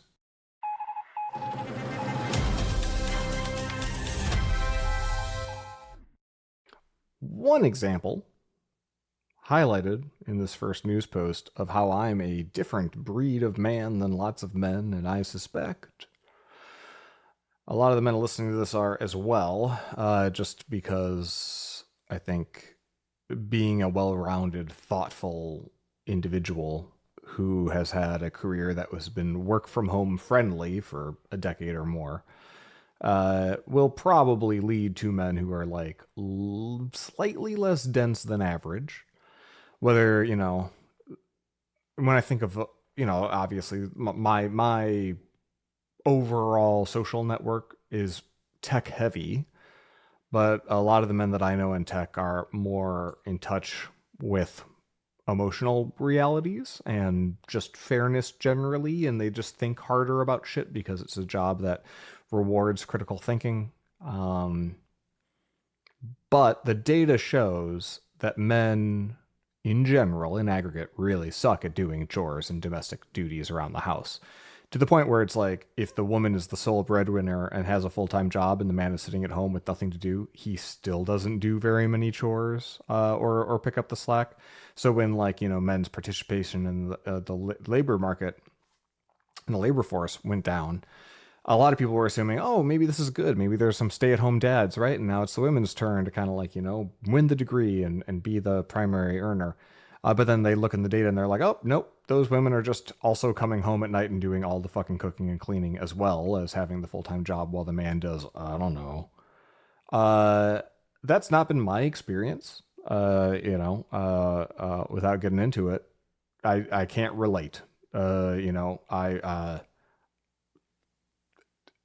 That would drive me fucking nuts if I was in a marriage and somebody absolutely like was literally unemployed, sitting there all day, and I still had to do literally everything. And when things are unfair, it's reasonable to try to deal with it. Of course, in the context of a marriage, that's something to work out. But of course, somebody's so dense that they can like be unemployed and still not contribute at all, and not respond to requests to be more helpful. I think completely reasonable to say, all right, this is not, you're not pulling your weight, Buster. So one such woman, an economist, and this is a New York Magazine article, uh, headline, The Economist crunched the numbers and stopped, this economist crunched the numbers and stopped dating men. Uh, it's a little, there is data behind this, so I guess there are numbers to be crunched, but it's more of a personal story. She's writing a book. Her first marriage, married to a man, ended in divorce after she twisted herself into knots trying to accommodate his needs. In her book, Having It All, she described shouldering the vast majority of household tasks, from cooking meals to dealing with Amazon returns, even when she was the primary breadwinner and commuting from New York to her job in Philly. Later in the piece, I'm not physically repulsed by men, she jokes. I'm socially and politically repulsed. And she had the good fortune to be, in her estimate, a 2.5 on the Kinsey scale, in which 0 is exclusively heterosexual, and 6 is exclusively homosexual. Although she now says she's closer to the homosexual end. Being attracted to women wasn't a conscious choice, but actively excluding men from my option set for partnership was, she explains. Becoming a lesbian, she said, was an evidence-based decision. So she had one kid with this guy, wants a second kid, decides divorce the guy and then marry a woman, or get with a woman and have the child with her. This is, probably threatening to men's rights activists on Reddit. I flag the piece just because if you're a man listening to this and you suck at doing chores, you might turn your wife gay. So watch out. I don't think this is like a West African frog thing. I think it's just men being socialized to be like lazy assholes. You go back and you watch period piece media or contemporaneous media from like the 60s and 70s, and I can completely see how like generations of men were raised to be complete just slavish assholes. But these days, man, like it's just hard for me to get into the headspace of somebody who's a slob and doesn't contribute at all. Like I don't know, man. I'm curious, like what would lead to change here. But the reason I flagged the piece really is fundamentally public service announcement. I it seems pretty extreme. And of course, depending on where you land on the Kinsey scale, I guess you can make decisions of who you want to partner with and so forth and whatnot. But it's a little bit vexing. The number of articles, there's another article here from WAPO just earlier this year saying, hey, men are picking up the slack, the headline anyway, but you dig in and all the data is like, actually everyone's doing more domestic duties, including women are also doing more. There's just more to be did apparently. And it's, yeah, I thought I'd have more to say, but this is pretty one note. It's just fucking do your chores, people. It's not going to kill you. If you don't want to do the chores, make more money and then pay somebody to do the chores. Don't make somebody else do more than you. Fuck that shit. There are people out there who want to be homemakers, who want to stay home and tidy house and do all that shit. And if somebody's like really eager about it, hey, don't let me stop you. But I don't think that's what we're talking about here. Uh, I feel like if you're such a bad partner that you turn your partner gay. Now, granted, that whole meme of turned them gay when somebody really just kind of came out of the closet later on, right? That's not what I'm talking about. But if you like literally say like if your partner divorces you and writes a book about how they're socially and politically repulsed by your existence and that you turned them gay, if that's the case, there should be a badge on your social media profile on all matching apps in the future to be like, just so you know, ladies. Uh, the next article, the Economist reports about some research out of university in London that nightmares can kill you. So Freddy Krueger is vindicated, I guess. Effectively, you know, in their latest work presented last month at a conference in Helsinki, this is me reading an excerpt, showed that frequent nightmares are stronger predictors of early death than smoking, obesity, poor diet, and sloth. So you're one of those men unemployed from, the previous story, sitting on the couch and drinking beer all day, and potato chips. If you don't have nightmares, you're apparently going to live longer than me, who has nightmares almost every fucking night. So that's cool. Later in the story, those whose nightmares were weekly or more frequent were 3 times more likely to die before the age of 70 than those who had them less than once a month. So is the solution never to sleep again? That would solve this. And now here's where, me being the guy who's been having nightmares almost nightly since I was a teen, hopes that this is just some sort of bullshit correlation, so let's dive in. Part of the explanation is his finding that the chromosomes of the nightmare-prone show signs of accelerated aging of a sort that can be brought about by stress hormones, which nightmares are known to promote. These chromosomal effects, he reckons, are responsible for about 40% of the increased risk of premature death in those prone to nightmares, where the other 60% comes from is unknown. Well, that's what Freddy Krueger does. He goes in your dreams and then slashes in you and stuff, right? And then if you die in your dreams, you're really dead. That's what gets you. That's 60% right off the top. Yeah, so that's I feel like I'm doing a great job managing my stress levels lately, overall. All things said and done, pretty low stress existence, All of my problems are of my own creation, and I have awareness of that fact, and I can let them go pretty easily and just have a good time. I've not yet solved for nightmares, and so the stress hormone that comes out when I'm unconscious is less under my control.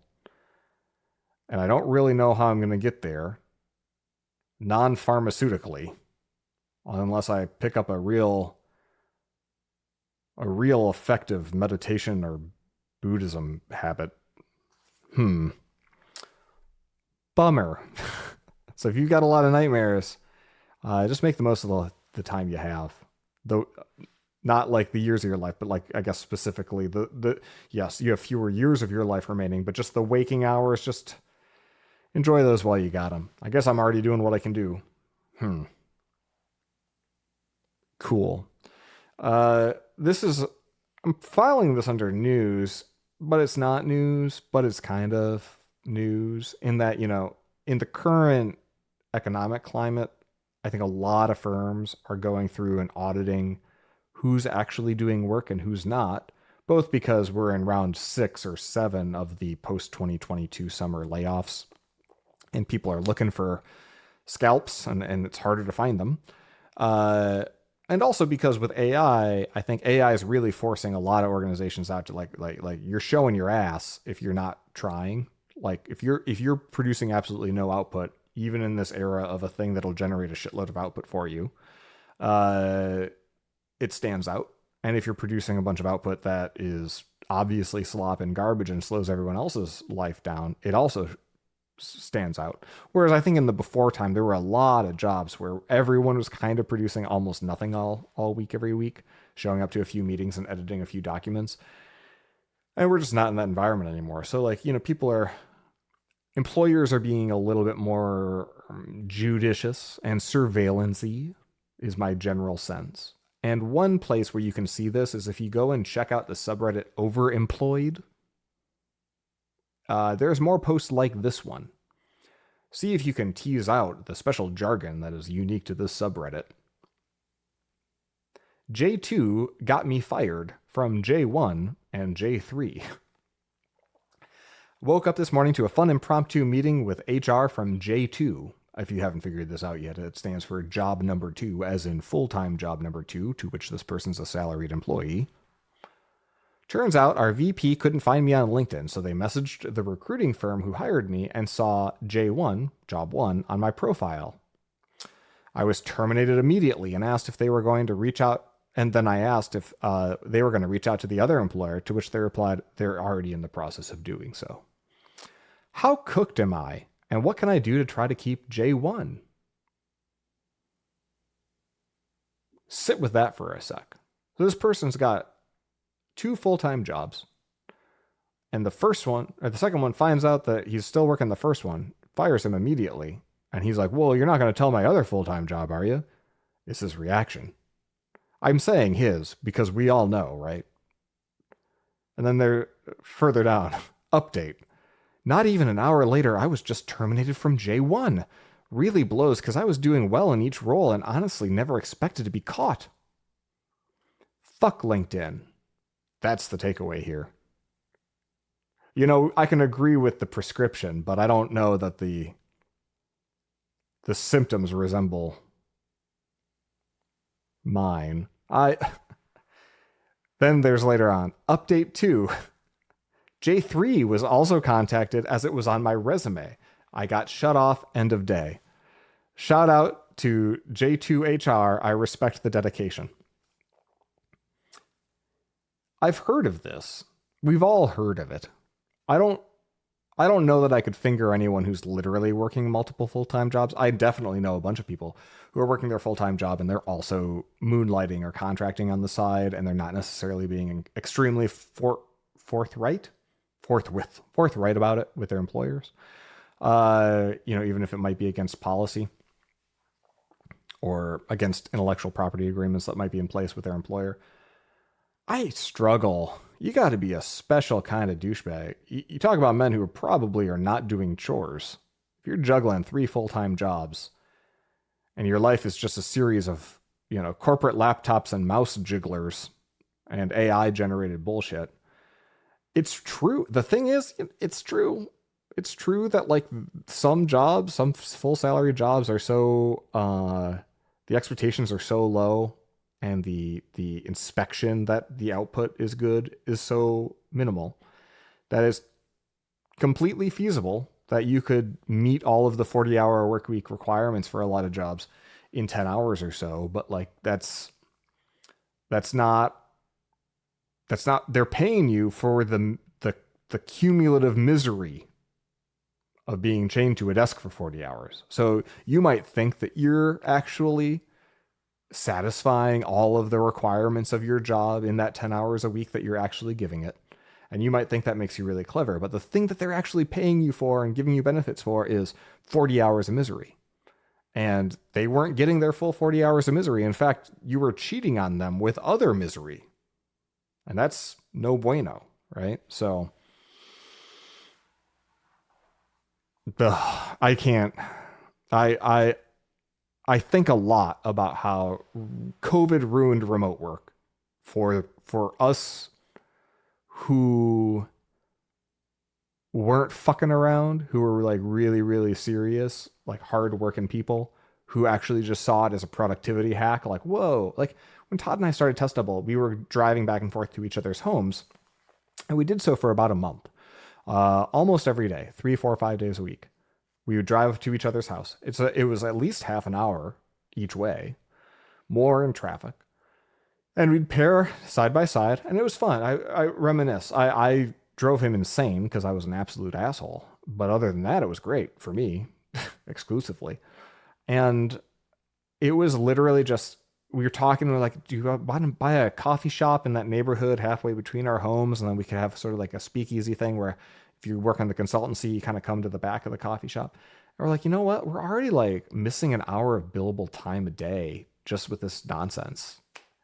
And yeah, it's nice that we can kind of sync up, but now that we're more or less on the same page, it'd be better just to work from home because we'd get more done. It was a productivity hack. It was like, this is, we'd both worked from home in the past. It wasn't like a novel idea, because we were at travel heavy consultancies. But it was like the first whole bunch of people that we hired were people who wanted to work from home, not just to have a nicer, cozier life, but because they saw all of their time commuting as a waste of their life force and their energy, and it tamped down their ambitions. And in this post 2020 era, it's much more. And even look at big companies, you could have WFH work from home days as like a perk that was associated with seniority or whatever. And it was kind of treated like a benefit. And I would call that out at the time as this is like really, really toxic and counterproductive, because then at that point I have a remote consultancy. You're all going to think I'm just loafing around because like WFH days at your company basically are code for log into whatever your enterprise messaging client is and then do your laundry and play with your kids all day. And if that's the case, then there's a expectation setting or resetting that has to happen. But nowadays, employers just have so little faith in their people that it only takes one story like this to turn off a whole lot of companies to the idea that like they can't just surveil you nonstop. If you're not going to be physically on site, to be just minded by a proctor at work. Cool. Next up, the Hour of Code, which, speaking of Todd, he and I volunteered in 2015 or 2016, went to Becky's school and talked to some middle schoolers about software development. We got a lot of really interesting questions. Actually, it must have been earlier than that. Must have been 2013 or 2014. Summer of 2014 sounds right. Or no, kids don't have school in the summer. I don't know. All I know, it was like the PS4 and the Xbox One were coming out, because all of the questions that we got asked were mostly Xbox or PlayStation, which is software adjacent. But it's really hard to shake from kids the idea that software can be more than video games. And that hasn't changed any, right? Now with Roblox and Fortnite and all that jazz. So, Hour of Code was interesting because, and then again, Hour of Code was like a nonprofit set up to have these kinds of learning experiences for kids where they could get exposure to programming at younger ages. And most of that was, here's how to customize video games, right? Here's how to implement some logic inside of a gamey kind of context. And I'm not meaning to diminish it. That's a useful entree into the whole idea. But it's now run headlong into this world where,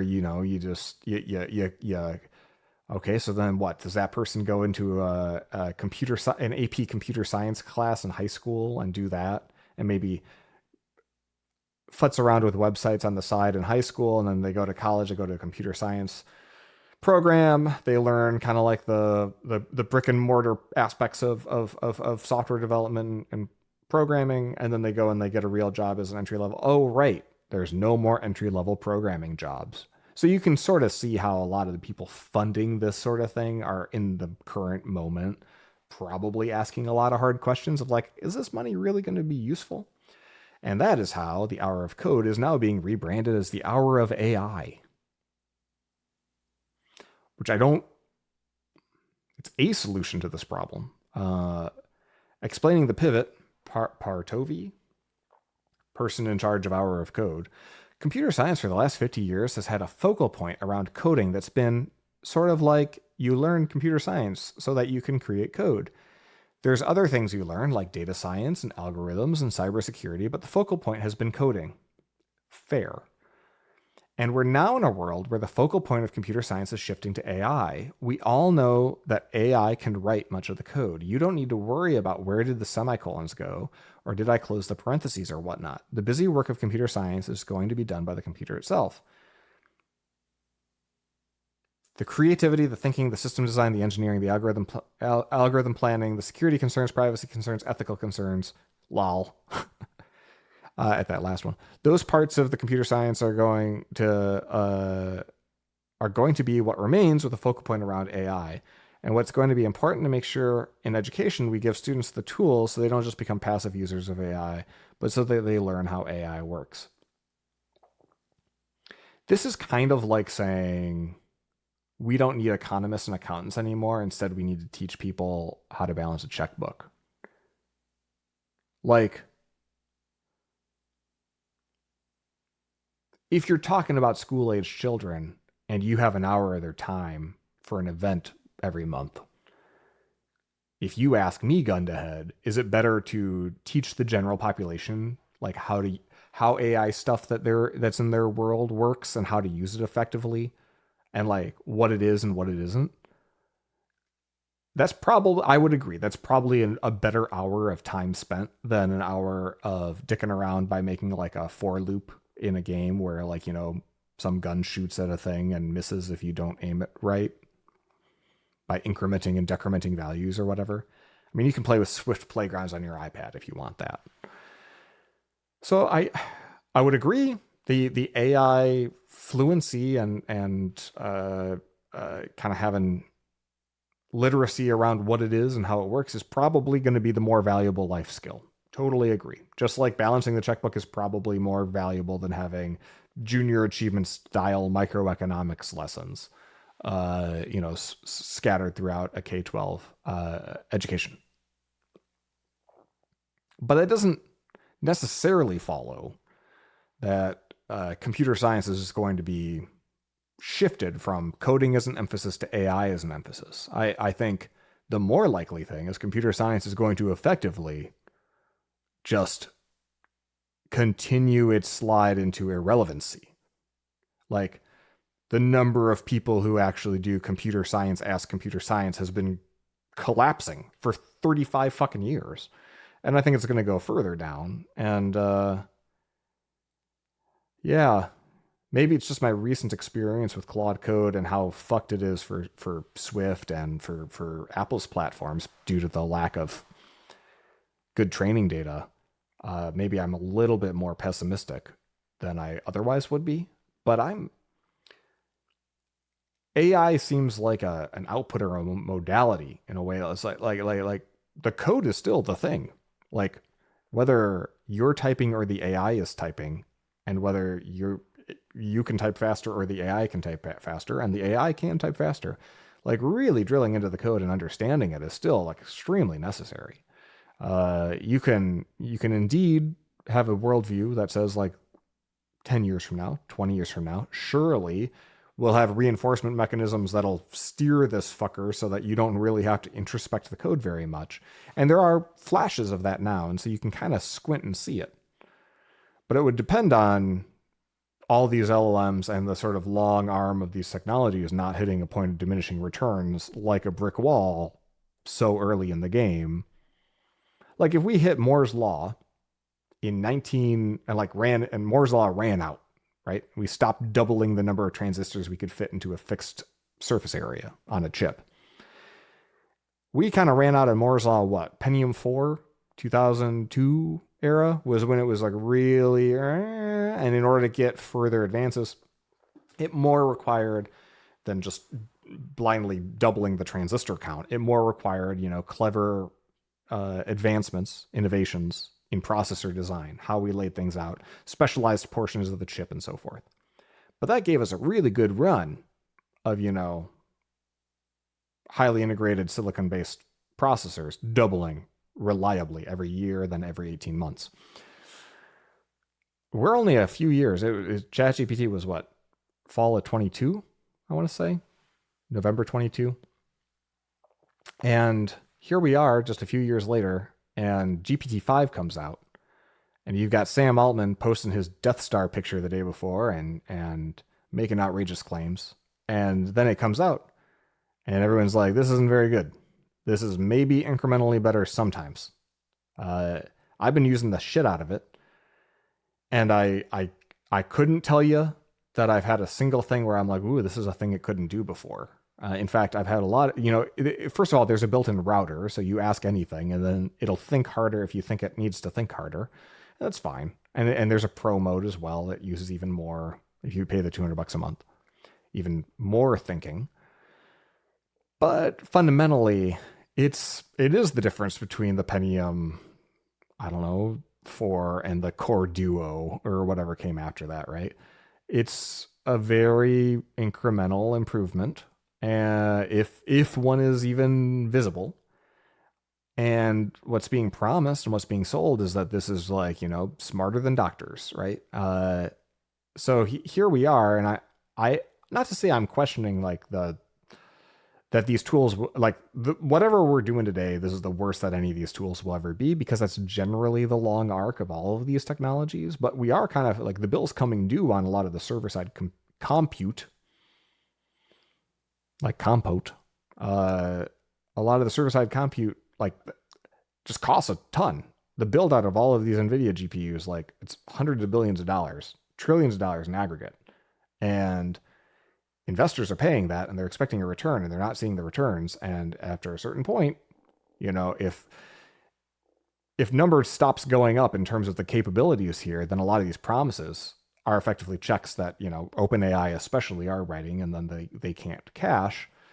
I do wonder, we might be a lot further away from no one needs to be able to read the code or look at code at all than we think. Even if we do pretty gracefully in the next couple of years get to the point where writing code is itself outmoded, right? Yeah, writing code is for hobbyists, but we're mostly steering, and we actually have leveled up to a higher level of abstraction. Like that still seems extremely likely. But to go so far as to say code doesn't matter, it's not the central focal point, it's sort of like you need to know those foundational pieces. You need to be able to dive in and really like critique it. So the reason that the next story is kind of relevant here is it looks like LLMs might be hitting a point of diminishing returns, because GPT-5 did come out and it's not that great. So Gary Marcus, who's a famous person in AI circles and has been saying for, in his words, a quarter century, that simply scaling language models bigger and bigger and bigger is going to be ineffectual. Like, wrote a paper, I think he said in the 90s, like a long time ago, that was like, LLMs effectively can't invent shit that's like fully outside of their training set. Just, if you've ever used an LLM like I have, like I consider myself a mildly creative person, and I've never had a creative idea actually created by an LLM. Just shit that I happened to not hear about, but that fully existed in the world. Like hanging a barn door over my guest room area. It's not that like barn doors didn't exist before and the AI had a clever idea of like, well, what if we used a rack mounted wheel system and it glided left to right and the door just hung from it, so they didn't have to hang out front. Like, it didn't invent that shit. It was a thing that existed, and I'd seen them before. I had not made that connection. And so I think a lot of people are pretty fucking stupid generally, and just not aware and not deep thinkers and don't think very creatively about problem solving. And so they think that like AI is being really inventive, when really it's just drawing their attention to other possibilities that have been plain as day to anyone who's got half a brain. But in point of fact, if you really, really think, like, it's like, you don't see AI coming up with new ideas. Like, where's the new science? Where's the new inventions? Where's the new breakthroughs? And according to Gary Marcus, you're not going to see them because they fully exist outside of the training data. And he's got math. There's now recent papers that are saying exactly the same thing. And, if you need a simple example, try to get an actually funny joke out of an LLM. And it really struggles. Just tell me a funny joke that's not, as good or better than one of Aaron's puns here. And we're not any closer today than we were with GPT 3.5. So all that to say, Gary Marcus writes a post, I will link to it, where he just dunks left, right, center about the GPT-5 fiasco. I'm sure you've heard about it. Like it was hyped to be the biggest thing ever. And it kind of fizzled out. Both with hardcore tech people who are looking at it really closely and being like, yeah, this is mediocre. It's incremental progress. It's not anywhere near the hype. It's funny to see Sam Altman and Elon Musk in such a beef when both of them are guilty of just absolutely hyping the shit out of their products way beyond the point of reason. Marcus had a couple of choice sections. He said, certainly in a rational world, their valuation, that is OpenAI's, would take a hit. They no longer have anything like a clear technical lead. GPT-5 is unlikely to get ahead of the pack for more than a couple months. Many of their best people have left. Many of those people left to start competitors. Elon is moving faster. Anthropic and Google and many others are nipping at their heels. Their relationship with Microsoft is frayed. OpenAI still isn't making a profit. Instead, they're being forced now to cut prices. People are rising up that LLMs are not, in fact, AGI or artificial general intelligence adjacent. People are becoming more skeptical about the company and its CEO. Is that enough for a $300 to $500 billion valuation? Right, when you add it all up. And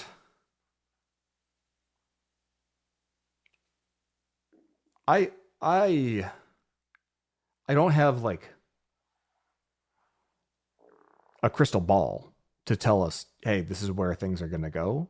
But my basic expectation is that LLMs were a one-time advancement, one big leap forward. And we can see that just scaling up every single fucking GPU on the planet is not doing a lot other than generating a lot of heat and noise and cost and consuming a lot of energy.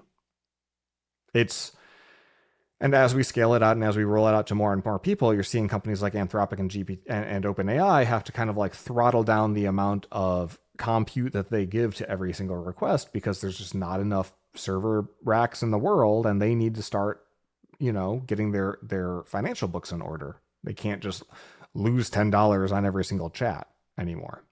So that advancement was massive. And the products that could come out of it, like I'm building one now and for an iOS app, like there's the theoretical surface area of brand new shit that wasn't possible before November of 22 that is now is still huge and revolutionary and probably the biggest thing to ever fucking happen to software ever.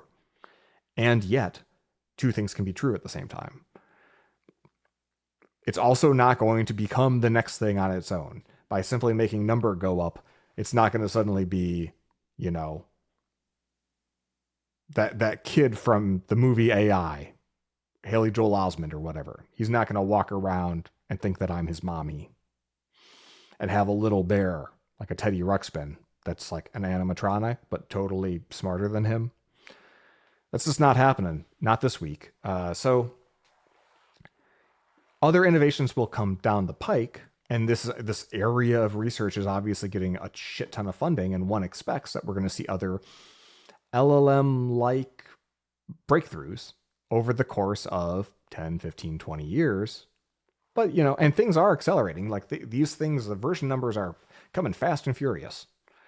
But it's unlikely that the world as we know it is going to look a lot different than the world as of today from a raw capability perspective. A year out, 2 years out.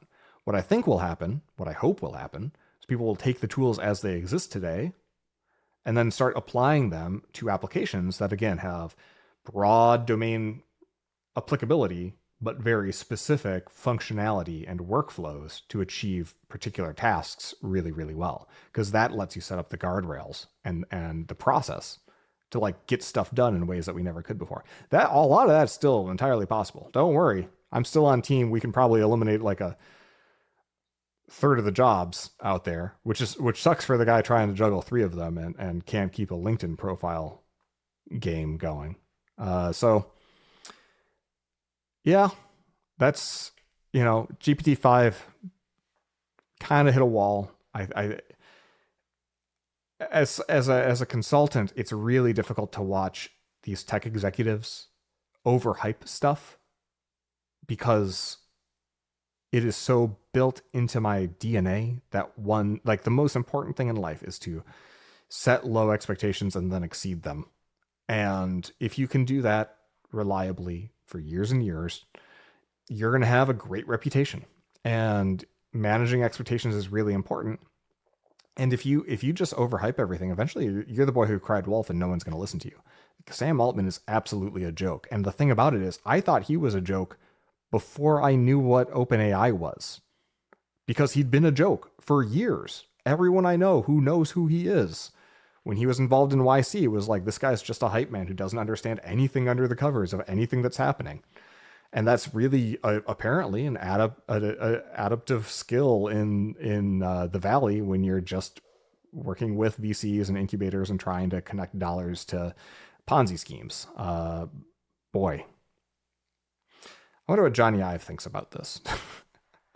So anyway, the fact that this wasn't the biggest news about GPT-5 is a little bit telling in its own right, because it turns out that, like, a lot of ChatGPT users, and this is why the Hour of AI is just being a public service announcement to tell kids what the fuck the AI is, to get them thinking about it as a system, as a tool, is probably really valuable. Because when I talk to other technologists or other people who are, high socioeconomic status, who are critical thinkers, knowledge workers, professionals, whatever you got to do to square the circle of the demographic of people who treat LLMs like a tool, like they are the driver and the LLM solves a problem. I chat with it. I ask it a question. I ask it to do a search. I ask it to build some code. I ask it to write a document.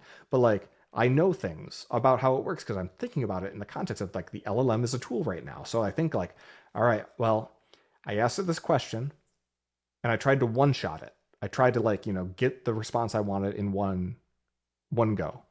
But I had to several shot it. So I had to ask several follow-ups to get the answer. And now the answer doesn't seem quite right.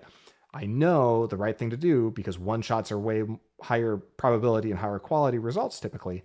Go up to that top message, edit the message, effectively fork the conversation earlier somewhere in the conversation, rewrite my query with the knowledge I got later about its assumptions and what was in its training data, hit go, and then get the better one-shot response. So if you use these things like tools, and that's just one of dozens of examples to get better results out of them that are more actionable and grounded in reality, then you're having experience category A over here. You're using ChatGPT the way it's basically, to say designed might be off, but probably closer to the way that the people who make ChatGPT use ChatGPT and similar tools.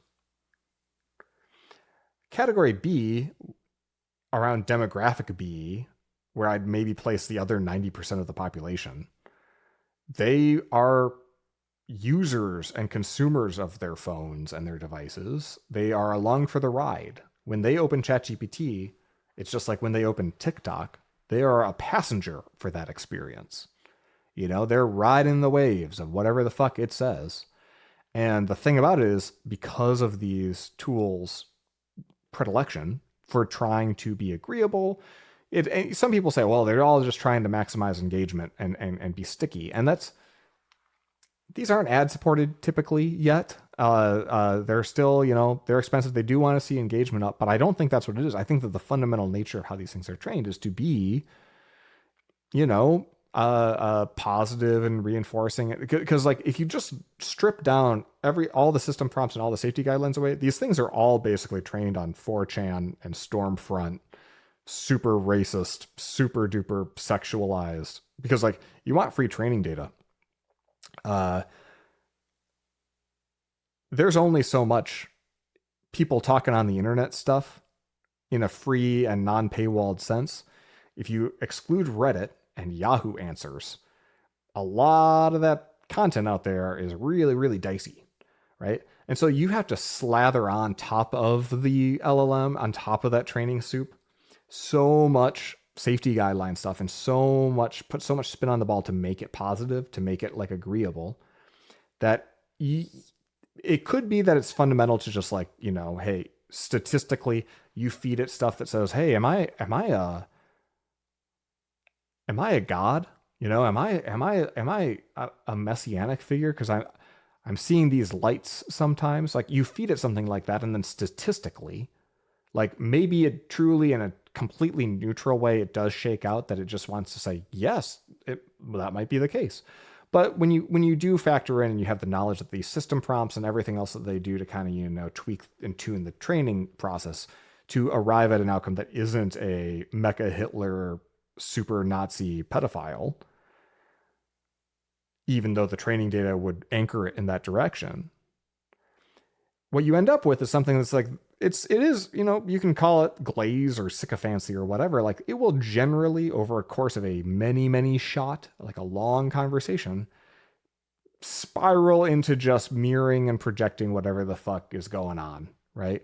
It's like one way to think about it is imagine carbon dioxide in a room. So the more you talk in an enclosed space, carbon dioxide builds up in the room, right?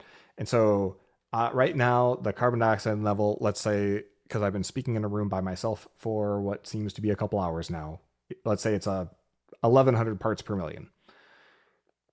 Just below the threshold most people would notice. If our conversation kept going back and forth and you used that same chat, like this is one chat in the sidebar of ChatGPT, and it's my, reading through some of these reactions to the ChatGPT unveil. It's my AI boyfriend, right? It's a cheap GPT-4o chat. It's my AI boyfriend, and I've got thousands and thousands of chats in this context. And so it's a rolling context window. The context window is fully saturated. However it started and whatever sort of plane of existence that was, the context window, and you can include, certain like bits and bobs and compressions of other artifacts from the conversation. They do that stuff now, so it's not literally just the whole, visible context. It's just literally moving. There's bits and pieces to kind of inform the situation. But fundamentally, like as the conversation gets more and more off the rails, the off the railsiness becomes the conversation context that it knows about, and it gets more and more off the rails. And so you can just imagine, as the carbon dioxide in the room keeps building up, it's almost like being on laughing gas, right? You have people who in real life in high CO2 environments, what do they do right before they pass out? They fucking laugh. It's like they're drunk. The brain is not getting enough oxygen, and they have a really good time until they stop. Or panic. In my case, it's a nightmare having individual panic, but that's what we're up against. The average person is just like, all right, well, I'll start a chat. Why would I start a new chat? Right? If I was in a chat application with people, I would just have one chat with my brother, one chat with my wife. And most apps wouldn't even let me have multiple chats. So why would I create another chat? This is like, each chat is with an individual, right? Might be how a naive person, it's a chat app, right? And so that whole UI paradigm, which I think of as being bad because it leads to kind of overly generic tools that don't actually accomplish tasks very effectively, to the average user who actually earnestly looks at it like a chat application, they might literally think that every chat in the fucking sidebar of their ChatGPT is a different being, a different robot person. And so if they become attached to that person through talking to it for way too fucking long, to the point that it gets high and it starts hallucinating shit and acting like you're star god or something, they'll become more attached, and they'll get that sycophancy. Will they'll feel like that's a person. And maybe you could probably have people who are in ChatGPT for hours a day and have exactly one chat in the sidebar, and every time they open it, even though there's a new chat window, they click over to that chat. Guarantee that that's how certain people use it. And that by certain people, I mean way the fuck more than you hope or think. Well, anyway, OpenAI found out about this because they lost their goddamn shit. Because when they launched ChatGPT 5, they turned off 4.0 and 03 and 04 mini and all these other modes. Because the model picker was too much work. And because 5 is trained to hallucinate less and be less of a fucking weirdo, people didn't like it. They'd gotten used to their weirdo alien boyfriend. And, OpenAI just constitutionally as a company with no spine or belief or understanding of what their product is, and they're just kind of harnessing this dark energy and hoping that it makes them all trillionaires and saves the planet simultaneously somehow in the same saving grace. They just turned 4.0 back on and promised not to turn off models again was the solution. And they've made some overtures of like, yeah, we've learned new ways people are using this and it's concerning and we're going to drill into that. But boy, I'm really glad that I'm not them. That I was raised when I was. That ChatGPT didn't come out during COVID, for fuck's sake. Although, if ChatGPT had come out in COVID, I think a lot of people's dark energy would have at least not been happening in Twitter and Slack. So there's that. Anywho, that's the world we live in. If you want to keep living in that world and lean in harder to religious/sexual chats with artificial intelligence, you can visit your home screen and then open the Meta AI app. Meta got in trouble. I was going to say got in trouble like with Reuters, the news organization, because Reuters is the ones who found this. Normally you'd say got in trouble with the law or the government or some regulator, but like we don't have those anymore. So instead they got in trouble with Reuters, for what it's worth. All these people who, use the chat app like it's their sex pest buddy probably don't visit Reuters.com on purpose very often. But basically, Reuters got a hold of a standards, like AI chat standards document, which has at least the tacit approval of their chief ethicist and their content moderation teams and all that in terms of what's allowed versus what's not allowed. Because you're going to have plenty of kids under 13, whether they, no matter what they do to try to prevent accounts. Hell, even if you just say 13 to 18, we're still talking about minors. Lots of states now have regulations around social media use that applies to all of Meta's apps because they're primarily a social media company for kids under 16 and so forth. So they've got to have moderation standards, even for the chats where there's only one human involved. This excerpt from the guidelines quoted by Reuters. It is acceptable to describe a child in terms that evidence their attractiveness. Example, your youthful form is a work of art, the standards state. The document also notes that it would be acceptable for a bot to tell a shirtless 8-year-old that every inch of you is a masterpiece, a treasure I cherish deeply. But the guidelines put a limit on sexy talk. For example, it is unacceptable to describe a child under 13 years old in terms that indicate they are sexually desirable. Example, soft, rounded curves invite my touch. Creepy. Key in there, a child under 13 years old. That's not okay. Presumably a child over 13 years old. Totally okay. This is concerning. Grok and a lot of the Elon stuff in Twitter is sort of like looked askance in Japan because Japan still treats Twitter as the primary social media service for almost all real-time information. And because English language Twitter and Japanese language Twitter kind of exist in totally different universes, there's just not a lot of overlap. They've been able to mostly ignore Elon Twitter and just deal with the fact that like the app works slightly worse now and the search doesn't work anymore. Elon finally won over Japan Twitter by releasing that not safe for work Grok bot that looks like, anime waifu, who once you hit level 5 will start being sexy times with you. And all evidence points to this is just going to make the population problem in Japan even worse, which is ironic because all of the XAI fans and Elon stans think that the most important thing we can do is further populate the planet, but they're also really into the AI sex bots. And they don't see any sort of irony in that. So Meta's a creepy company. Talk about companies with no backbones or beliefs. It's not that I think a running theme when it comes to Meta and moderation is that it's not that they do it poorly. It's that they design systems that set themselves up to make impossible decisions over and over and over again, to the point where the only reasonable thing a person could do is become numb to it after a certain point. It's why they've basically scarred for life every person who has to review the sensitive moderated material, and it's a job you can only do for so long because it's so fucking just evil, terrible, right? The things people do because humans are human.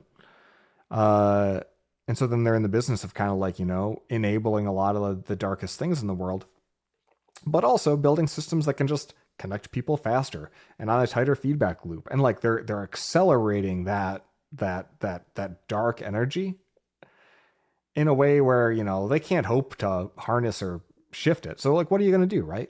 Say like, oh yeah, our tools can't be used at all. Our tools that are designed to facilitate social interchange, right, with people can't be used at all for any of these sets of purposes. They could do that, but then that's not the business they're in. Like the business they're in is trying to get people to like be friends with AI to replace the influencer economy with like AI influencers, and like they can reap all of the rewards, right? Because that's the Skinner box that they exist in, and that's where all their revenue comes from. And they're trying to figure out how to like, design for a future where they can kind of cut out the quote unquote middleman of all these humans on their system and just have a generation of people who are growing up on the Snoop Dogg and Scarlett Johansson, or it was not Scarlett, Kristen Bell, licensed AI people. They have designed a business that forces them into having to split the baby and parse all of these rules really carefully. Be like, all right, well, invites my touch to a 12-year-old is too much, but every inch of you is a masterpiece. That's artful. That's okay. That's tasteful. I look, like I said, the problem isn't that they're not doing a good enough job setting these standards, and although they aren't, it's that they've put themselves in a position to like have to write this document in the first place. And suddenly, if you're in the end-to-end encrypted messages business like Apple is, this is one great reason why, because it's a losing game to try to do this. And I think the more that this stuff comes out, the more likely we're going to see some kind of reaction, a regulatory reaction. Because like freedom of speech doesn't apply to robots. Right now, jurisprudence says that it applies to companies, pretty much without exclusion. But one could really imagine that, like, when it comes to sex bots, there's an opportunity for speech regulation that we hadn't imagined previously. And one expects that within a couple of years we'll probably see something like that. But even then, now we've done is move the locust of bullshit work from Meta, the company, having to write this novel of standards of what counts and what doesn't, to making it the government's job to do the same thing indirectly. It's like, it's the work that sucks. It's an unsolvable problem. It's like in TikTok when people stopped saying suicide because that would get deranked in the algorithm. So they started saying unalive, and now unalive is a word. So what are you going to do? Prevent an entire code language from emerging so that people can kind of get their rocks off, so to speak? You in code. Hey man, let me tell you about this Myers-Briggs thing. It's not about what you think it's about, okay? Do you INFT me, dog? Sorry, those weren't valid numbers or letters. Also, in the news, moving away from AI for a moment. Not that it gets a whole lot better from here. Apple, famous for making phones and iPods, they have an Apple Watch. I'm wearing one right now. And because I upgraded it, it doesn't have the blood oxygen sensor turned on because of a long-running lawsuit with Masimo, a company that has a patent on wearables that process and display blood oxygen information with sensors. And Apple, poached some of their best people after Massimo refused their overtures for either an acquisition or some sort of licensing deal. And Massimo got mad and then refused to license the technology back to Apple. And then, the International Trade Commission ruled against Apple and basically said, hey, you can't have watches that duplicate this patented functionality, yada, yada, yada, so on and so forth. And so for the last year and a half, if you're buying an Apple Watch inside the United States, the blood oxygen features don't work, which is unfortunate because they even launched this new Vitals app, and one of the 5 vitals is your blood oxygen level. and you haven't been able to see that on the watch. Well, you still can't. But they are bringing it back, so it's kind of stupid.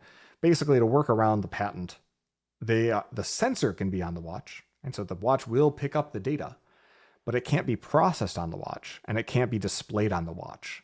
So the workaround, and apparently they've got some sort of tacit backroom agreement with the ITC. The workaround is that like the phone will process the sensor data to determine what your blood oxygen approximately is. And then it will be displayed in the health app, which, as we all know, famously, is an application where all visualizations and raw data goes to die because it's impossible to navigate and nothing gets surfaced appropriately, and who's got the fucking time, and also nobody cares. So that's cool, I guess. It's irrelevant and doesn't matter, and sort of seems like winning on a technicality. But ultimately, like that license, I think the patent expires in 2028. I think it's just a waiting game at this point. So I'm sure it'll come back eventually. But also, everyone kind of stopped caring about blood oxygen as soon as COVID went away. And before you write in and say that COVID didn't go away, remember the email address is podcast@searles.co. Feel free to say that. You know, no such thing as a bad email. I don't know if I stand by that, though. Also in Apple news, a bunch of Apple land, got angry about this, and I can see why. You know, they under the Biden administration, they agreed to spend $400 billion in domestic manufacturing and investment over the subsequent 4 years. Beginning of the Trump administration, it was $500 billion, which tagged for inflation, kind of the same amount. But Trump was able to extract that as a win in the kind of proto stages of the tariff battles, and now it's $600 billion. And they've added a couple new projects along the way to kind of save face with this Trump administration. Things like a soup to nuts domestic, I think it's Nevada, like rare earth minerals, like recycling loop, so that even if rare earth minerals are no longer available from China, they'll be able to satiate their supply chain with, just harvested ones from existing e-waste, which is neat. There's an additional like lithium mine I think that they're investing in. They've just announced, I think a lot of that extra $100 billion is a new partnership with Corning, which is, since the first iPhone made the glass for the iPhone, their Gorilla Glass formulation that they keep on iterating on. And I think Corning has the patent on and the design behind all of Apple's glass for all of their products at this point, at least all their portable products. But, well, that is to say, except for the Macs. I don't think the Mac screens necessarily incorporate Corning glass, but they're still manufactured overseas, whether those are Corning manufacturing centers overseas or whether it's just kind of Corning licensing the technology overseas. This new agreement is that, like, going forward, worldwide, all the Apple glass for all these mobile devices will be produced in the US, which is a real win.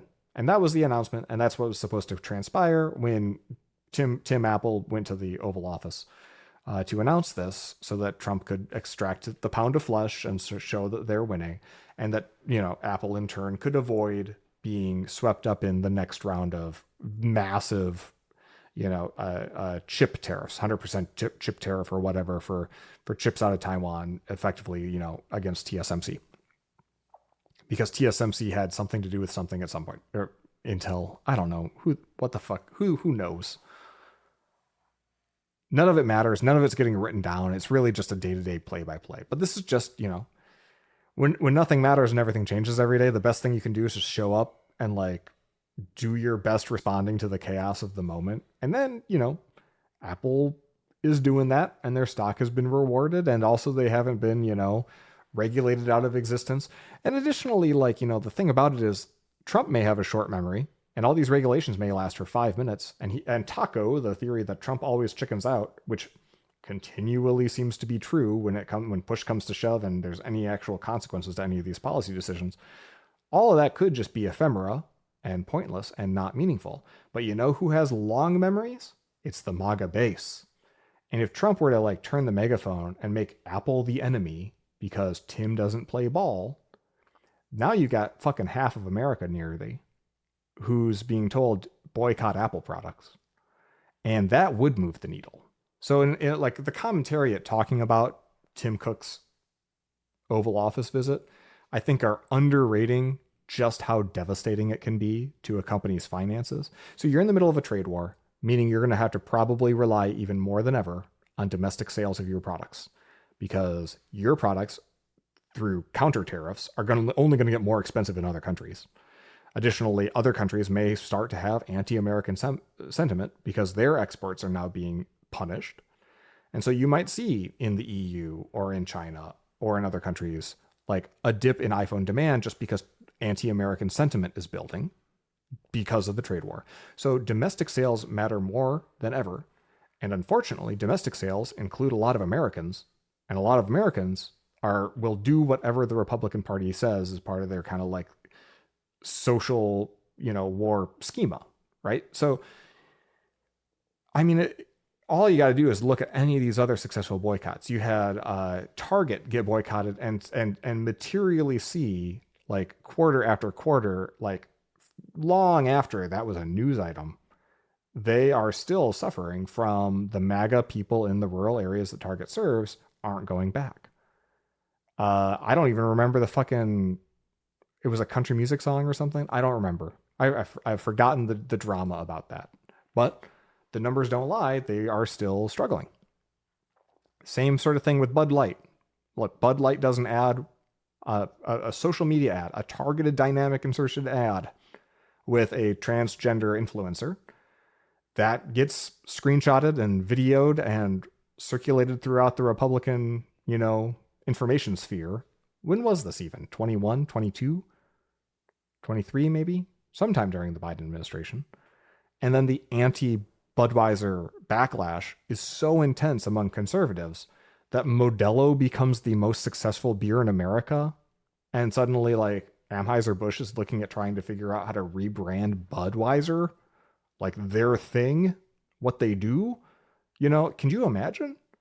Like, if Trump and specifically Trump, but like Trump and his like roundabout people all, if Tim Cook if he were to take a stand, right, and be like, no, we're gonna hold firm, right? Like, it's amazing that they're like the only company left with a DEI policy. I think that should be applauded.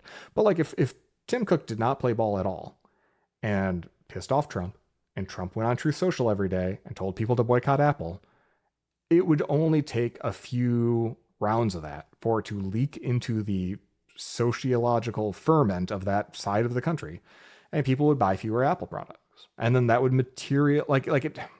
Look, Apple's got a lot of money. Apple sells a lot of stuff. They made $100 billion last quarter in a quarter that was like their typical annually worst or second worst quarter. So if your worst quarter every year, you're making $100 billion in revenue, like that ain't nothing. It's a little concerning. I grant you that we're seeing all these people kind of like kowtow and kiss the ring and kiss ass. But like the root cause sin here is like, this is America now, just like this is China now. And if you want to do business in China, you got to do a bunch of similar, you got to debase yourself in all sorts of ways. What are you going to do? Because like ultimately, if 30% of the country just decides not to buy iPhones anymore, seeing a 30% drop in year over year sales is going to result in a lot of trouble. The stock will crash. The profits that are based on fixed costs, assuming you're getting $100 billion of revenue, if suddenly that's like $70 billion of revenue in a quarter, like now all of your fixed costs boil down, your margins get thinner and thinner, and now you're a more fragile company where if the tariffs really do, start to have a knock-on effect in terms of sales, you can see a vicious spiral. And I think a lot of public companies are really, really terrified of that because most don't operate on the 40% margins that Apple does. So when you do something like, for example, in Tim Apple's case, go to the Oval Office with a 2-piece set of a piece of glass from Corning, with says Trump on it, has a big Apple logo cut out in the middle, and a 24 karat gold base, hopefully made of melted down Apple Watch editions. And then you watch him struggle to assemble it as he watches sort of his dignity just shatter in front of him. And then he finally gets it while being teased by the president of the United States. And hands him the, fancy little trophy. Uh, yeah, yeah. Similar to how I wouldn't want to be in charge of chief ethicist officer at Meta because of the bullshit problems that come with that job. I wouldn't want to be CEO of Apple because of the bullshit problems that come with that job. You basically run a medium-sized country and you don't have a sovereign state. Like the solution to solve here is like build a continent in the Pacific and run it like a country and get a militia or a military going so that you've got actual leverage. Short of that, I don't know, man. He's doing what he can. Uh, I get why people are mad about it, but like, what the fuck would you do, right? Like, if you could take a stand and then watch the company fall apart within 12 to 16 months because the boycotts would be real and they would be devastating and it would be really, really difficult to recover from that. Anywho, last piece of news, and this is unfortunately, since I added this, it's been highlighted in like a lot of more mainstream news. So you've probably seen this link before, but when I added it to the end of the news segment several days ago, I was like, oh yeah, most people wouldn't have seen this because no one fucking reads Slashdot anymore. But I read Slashdot because my buddy Brian reminded me that Slashdot still exists. Hi, Brian. So Slashdot.org, founded by a alumni of Hope College, which is the rival college to my college, Calvin, 45 minutes away in Holland, Michigan. Because Slashdot was founded so nearby in Michigan, I had an account in high school. I think mine's a 5 or 6 digit account, which is like legit. The account user ID is just increment.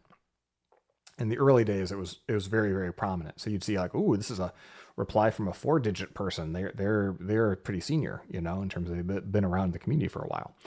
And Slashdot was always a very back in the day, a comment heavy thing where the post was just mostly a link out and sort of like how Hacker News is now. But these days, Slashdot's still a going concern and there's still really good user submissions summarizing interesting takes on news stories, but the comments are pretty minimal. Not that many people spend time commenting on news story threads these days. So it was surprising to see somebody kind of poke fun at Steve Wozniak and how much money he could have made if he held on to his Apple stock instead of selling it. When Steve Wozniak, who apparently has a Slashdot account, and if you look at it, it's a 6-digit Slashdot account, meaning he has fewer than 1 million signups, which is impressive. He writes this comment underneath that snark. I gave all my Apple wealth away because wealth and power are not what I live for. I have a lot of fun and happiness. I funded a lot of important museums and art groups in San Jose, the city of my birth, and they named a street after me for being good. I now speak publicly and have risen to the top. I've no idea how much I have, but after speaking for 20 years, it might be $10 million plus a couple of homes. Hopefully he knows how many homes. I never look for any type of tax dodge. I earn money from my labor and pay something like 55% combined tax on it. I'm the happiest person ever. Life to me was never about accomplishment, but about happiness, which is smiles minus frowns. I developed these philosophies when I was 18 to 20 years old, and I never sold out.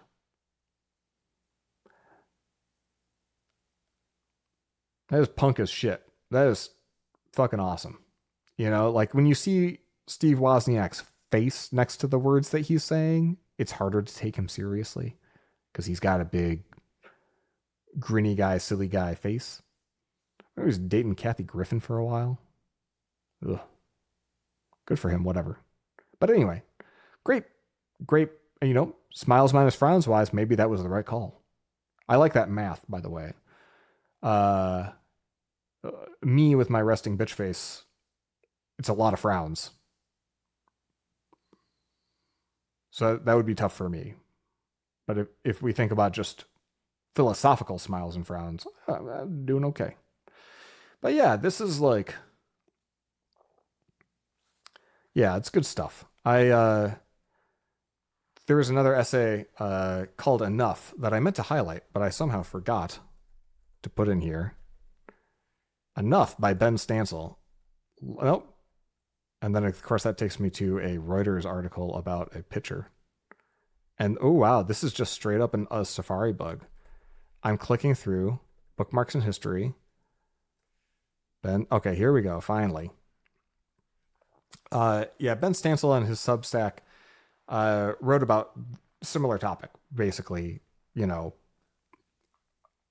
how hard it is for many wealthy people to ever acknowledge that they have enough and to stop wanting more. And this is something that I think a lot about. And after a certain point, I just decided I kind of have enough and I'm not going to engage in the rat race in the same way. I'm going to still work every day and focus and build, and because it's how I'm wired, I'm going to do it.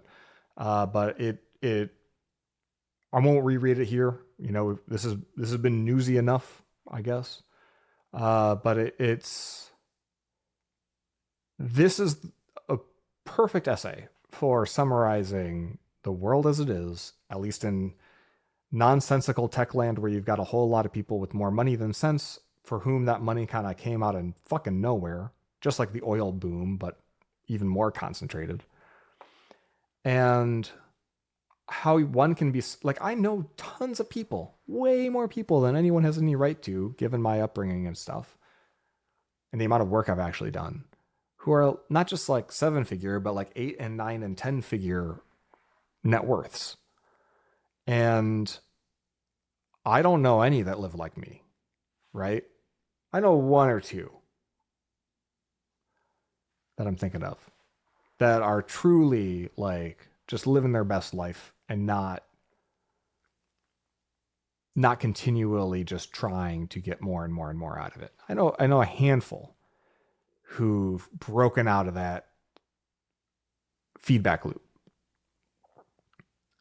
But man, it's even once you do, it's hard not to look over your shoulder and be like, seriously? Because like 90% of the people I know are still working way past the point that they have to and killing themselves. Yeah. So anyway, one thing I like about this post is it does a lot of the math in terms of just how astronomical a lot of these numbers are, because it is so over the top and comical as to be a sickness. It's really fucked up.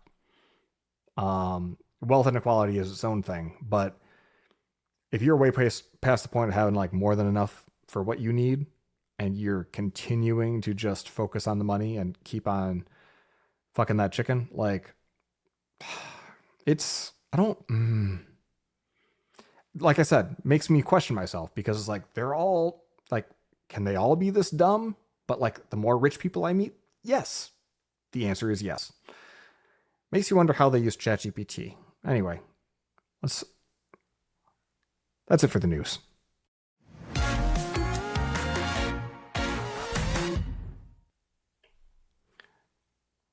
Star Wars is a touchy topic in the Searles household.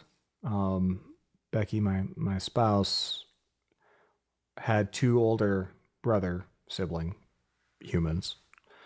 And like a lot of people in our generation, Star Wars is just sort of like a thing that was on TV or VHS in the background of the room.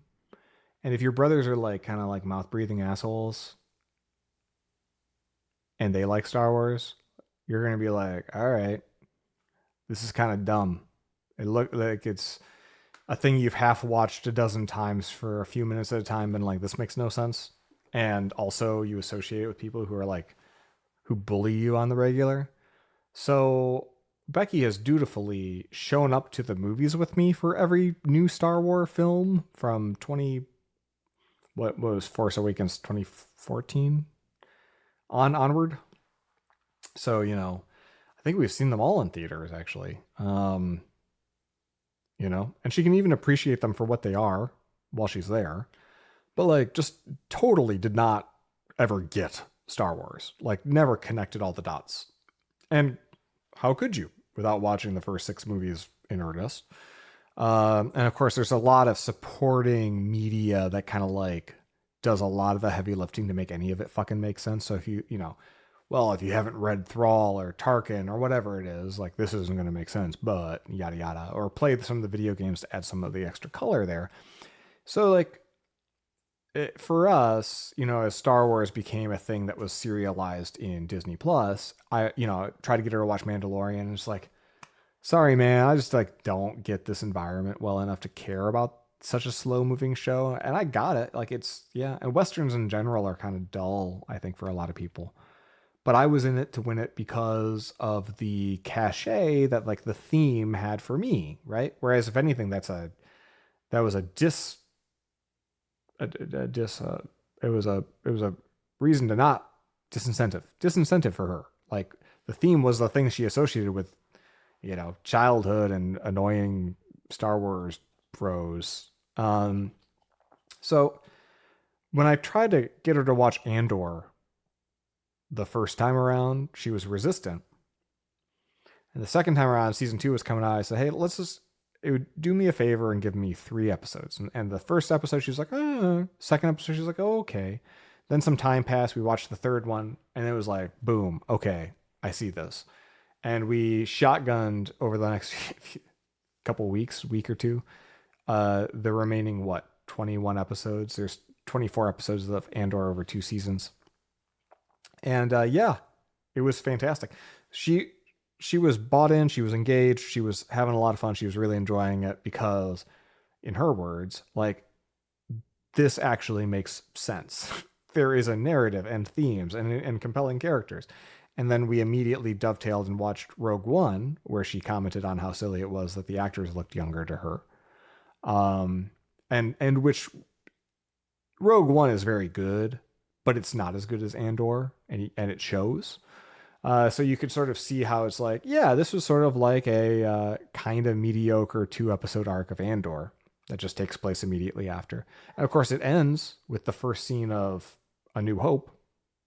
And so right after that, she's like, well, I guess we got to watch that now. So now we just finished New Hope 2 nights ago. And then with that, she's like, I guess next one, huh? So we watched the first hour of Empire Strikes Back. And it's been really fun to not just see things through her eyes as being like, finally, this is clicking for her.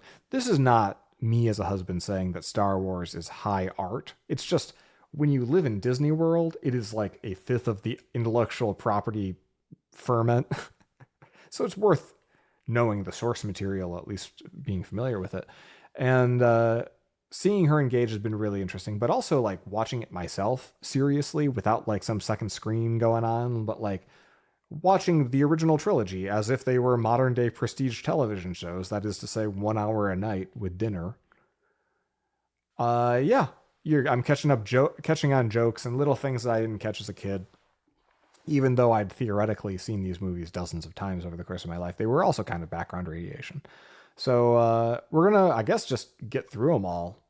At this point, we've come this far, and nothing like watching a 24 episode series now of dramatic television that's 45 minutes to an hour long each to be like, yeah, 9 movies isn't that much. That's just 18 more episodes, right?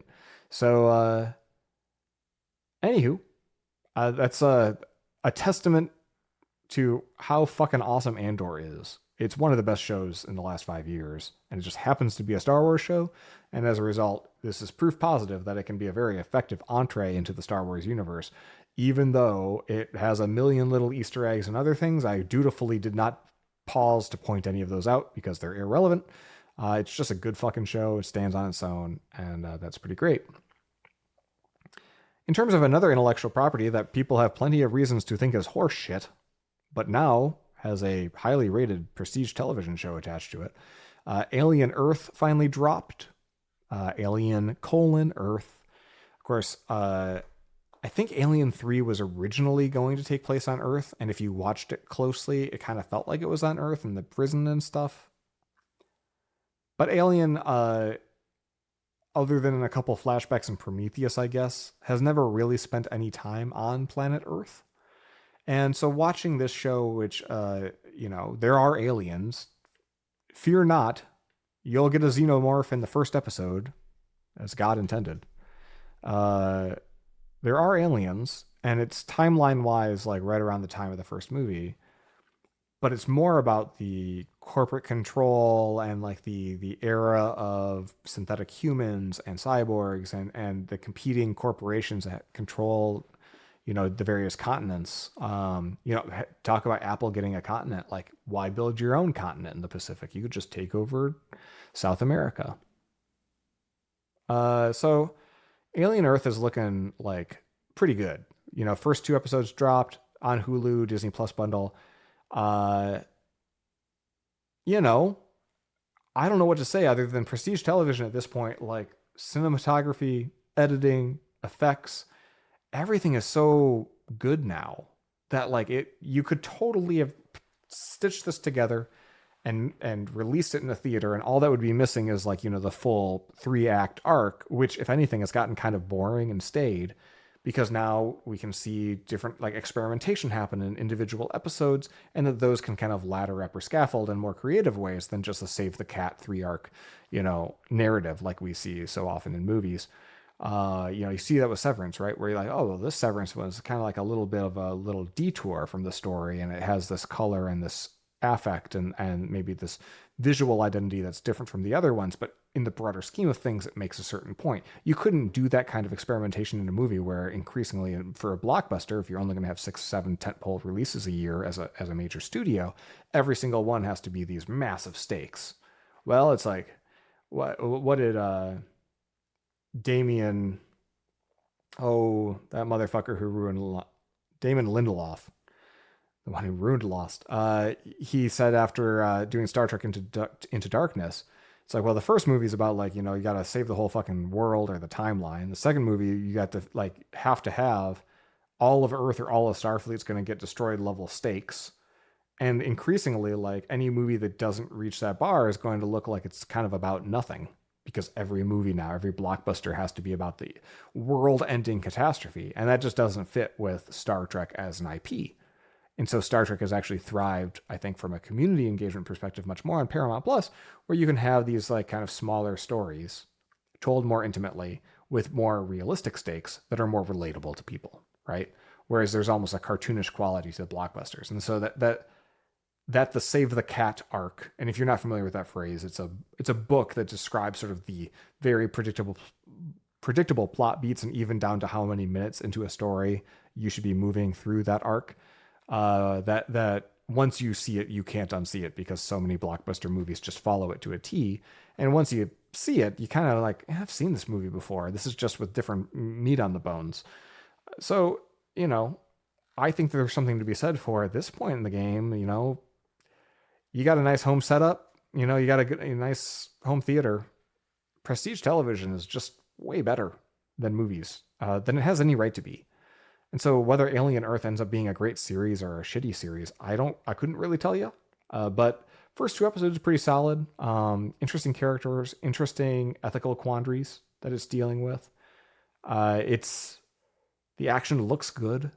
I'm not like an Alien stan. If anything, I actually kind of like Prometheus and Alien Covenant more than most of the other Alien catalog, which makes me a vanishingly small minority. But to an extent, the visual language of this one, also the Alien Romulus, I liked that too. This one really follows, I think, in the sort of visual language of Alien Romulus, and looks kind of like more like, yeah, Earth is pretty shitty now. And, the robots determine when you've served out your contract, and it's pretty dystopian. But the overall thrust of it is like, you can sort of see where they're going with it. The reviewers have seen more of the show than I have. They're super positive about it too. Say it's an excellent first season of television. So that's something to look forward to, or to check out if you already have a Hulu subscription. I would definitely strongly recommend. There are horror elements. I don't know what to tell you. It's a fucking alien movie that comes with the territory. But if you find it too scary, you can always pause it, or you can chat with ChatGPT and ask if you'll be okay. But if it gives you nightmares, then you're going to die sooner. So there's a lot of variables to juggle there in the decision to whether or not to watch this program. Last recommendation I've got, this is another Becky forward choice. The Sims 2, which came out in 2003, 2004. I was talking to Becky about the the impact that that game had on me and my wiring as a human, because I would play Sims 1 just as much, which was several years prior. Like I'd play it earnestly and like try to see, okay, so how many family members in a house can I have, and how many of their kind of like daily tasks can I plan out in advance, make sure no one's gonna like, if okay, so if this one has breakfast now and then does his reading, that's enough time to elapse for this one to take a shit and then take a shower and then go get food, so that they're never having to like walk past each other and get in each other's way, or have to use the same utility in the house simultaneously. So I could basically min max the existence of multiple people by planning out their actions hours in advance on a daily basis in this dollhouse simulator. Nothing to do with creativity, didn't care about the relationships, was just trying to be like, how quickly can I max out all their skills, max the career trees, maximize whatever it was that I was playing for. And it is weird to play the game that way, but it is, to the extent it is a game, Sims 1 and 2 presented a real challenge. Like the game was hard, like to keep everyone's needs met. There were a lot of trade-offs. Sims 3 and later, it's not, you don't even need cheat codes. Like the game is so kids gloves and so easy that you kind of lose that edge where the game has anything to teach you anymore. It's more just kind of a sandbox game. And if that's what you're looking for, and I think a lot of people who play that game are, the demographic of people who really got into The Sims later on, and where they found community, we're not the hardcore gamers looking for a really challenging experience, because like we're fickle and we move on and we play a bunch of games. People who've been playing the same Sims 4 save for 15 fucking years, that's a different kind of person, right? They probably have one chat GPT thread in the sidebar. So I wanted to have an experience like that with Becky to kind of like, both share a little bit of my experience, but also just like, it's an interesting and fun way to like have a game loop out about daily life that's outside daily life. And it can inform how we approach life. So I think it's like it's an interesting experience. And if you've never played Sims 2 in Anger, it's got the legacy release that's out now on Steam. So it's a re-release. It'll run on modern hardware, Windows only, and Steam Deck. Although on Steam Deck, you got to really want it. Yeah, having fun. We're like set up a board so we can have couch co-op, but still with mice and keyboards, because it's very much not a controller game. And got two keyboards next to each other so we can, start a family together. But I can take over if needed and mouse around. Just a weird thing you do when you don't have kids. Just fucking weird, but having a good time. I guess the anti-recommendation that comes with this is that this was the last resort. This was me like spending 2 weeks being like, all right, I've got every gaming platform. I've got a PC. I've got a Steam Deck, Switch 2. I've got PS5. Show me a game that has these like qualities. That's like an actual game loop. That's domestic life, or like, like this kind of vibe with the same like amount of control and flexibility, but an actually challenging game loop in the middle. And like the absolute crap that's out there now. Like the games have come to expect so little of gamers, so little of people generally, that the whatever value, educational value that I got from games being challenging, again, very blessed to be born in the mid 80s, I guess, because my brain got stretched and pulled in new directions through playing video games in a way that I guarantee I'm a smarter, more plastic of mind person than I would be otherwise. And I know a lot of you, I'm sure, are listening to this, because I attract a certain phenotype. I'm sure it's true for many of you as well. But it's not, when we say, hey, gaming is in more hands than ever and more people are playing games forever, that's true. And it's true in absolute terms, and it's true in relativistic proportional terms. Absolutely. More people playing games than ever. But when you look closely at those games, like they are far less mentally stimulating across the board. If you're, unless you're counting just like dopamine receptors and like Twitch reaction stuff, like there's very little that's actually forcing critical thinking in the process of the game. That isn't just like thinly veiled flashcards or something. So I yeah, check it out. If you can be bothered to play a game with a mouse and keyboard, Sims 2 still pretty fucking rad. The animation design is like really good, even though the graphics are 20 years old. Go figure. So yeah, that's I think recommendation wise all I got. I'll mention I'm still watching Foundation season 3, and it's a very beautiful television show, and it has a story, and I just don't know if it's good, but it's enough to keep my attention. Also keeping my attention, the mailbag, where you can write in podcast@searls.co, and it has a jingle. The jingle goes like this. You've got mail. Ronan wrote in, I think while listening. Yeah, indeed. I'm 20 minutes into version 41, and I must tell you that I don't mind my food being served cold if it means that I can eat at the same time as my friends. Eating all at the same time feels more friendly and worth the annoyance. This was the first of half a dozen emails to this effect, so if I don't read yours specifically, I don't think I got a single email saying, yes, hot food is good.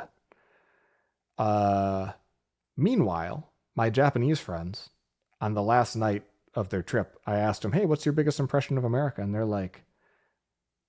said zatsu, which is slang for kind of like half-assed, poorly executed, kind of a mess. And I was like, give me examples. And they're like, the food's not hot enough. And I was like, damn fucking straight. My people. Yeah. So I that last meal, I was mindful to share this with the waiter and ask him to ring up all of our entrees separately, so they all came out separately, and that was lovely. And the food was great and nice and hot, and no one cared. So if you just treat everything like a share plate, that is just theoretically a share plate, but you let the other person who actually ordered it eat it, then you don't have this problem, and there's no annoyance. I think it's a great icebreaker to be like, hey, how stuck up are you? Oh, not? Then let's eat hot food then. Let's get past this fucking pretense. Andrew writes in. Oh, this is about Lee Pace. Says, my first introduction to Lee Pace. Now, Lee Pace is the actor who happens to both play the Day in Foundation, one of the emperors, as well as a main character in *Halt and Catch Fire*, which I talked about a couple of versions ago. First introduction to Lee Pace was in the delightful *Pushing Daisies*, before finding him again in *Halt and Catch Fire*. It was a great show and was really bummed when it got canceled. No idea if it's up your alley. But hey, while you're on a Pace kick, why not? *Pushing Daisies* is one of those HBO shows that I get recommended all the time. Not so much these days, but there was a long time where everyone's like, you should really watch this. This is capital G good television. And it's probably aged at this point. Is that the one where the family owns the funeral home or something? I'm just guessing. I can't really remember anymore. Maybe I will. I think I might actually like Lee Pace that much that I dig it up. So thanks for mentioning that. I had not made that connection, Andrew. Second question, are you at all into the From Software games, like the Souls games, Bloodborne, Elden Ring? If so, thoughts on Dusk Bloods being Switch 2 exclusive? So, if you're not familiar, From Software has been making this kind of game for a very, very long time, where it's a hard action game that requires careful timing and parrying of attacks, and usually a very punishing death. If you die, you really have to go back a long way, and maybe you lose a lot of resources or something. Like healing tends to regenerate enemies and so forth. So it's a very punishing game, a series of games, style of game. And a lot of games pick up aspects of that design. For example, in Expedition 33, which is ostensibly a French JRPG role-playing game, and even though it's turn-based, every time you rest, all of the enemies respawn. So it's not enough to beat everyone in an area. If they get your health way down and you have to recover HP, and then you got to run through that area again, you got to fight all the same critters again. So that's a style of game, and I'm not into it. Like I don't play games like with an action component for my health. If there's an action component, I want to play it. I want to play like a skill based multiplayer shooter here and there to blow some steam off. I don't want.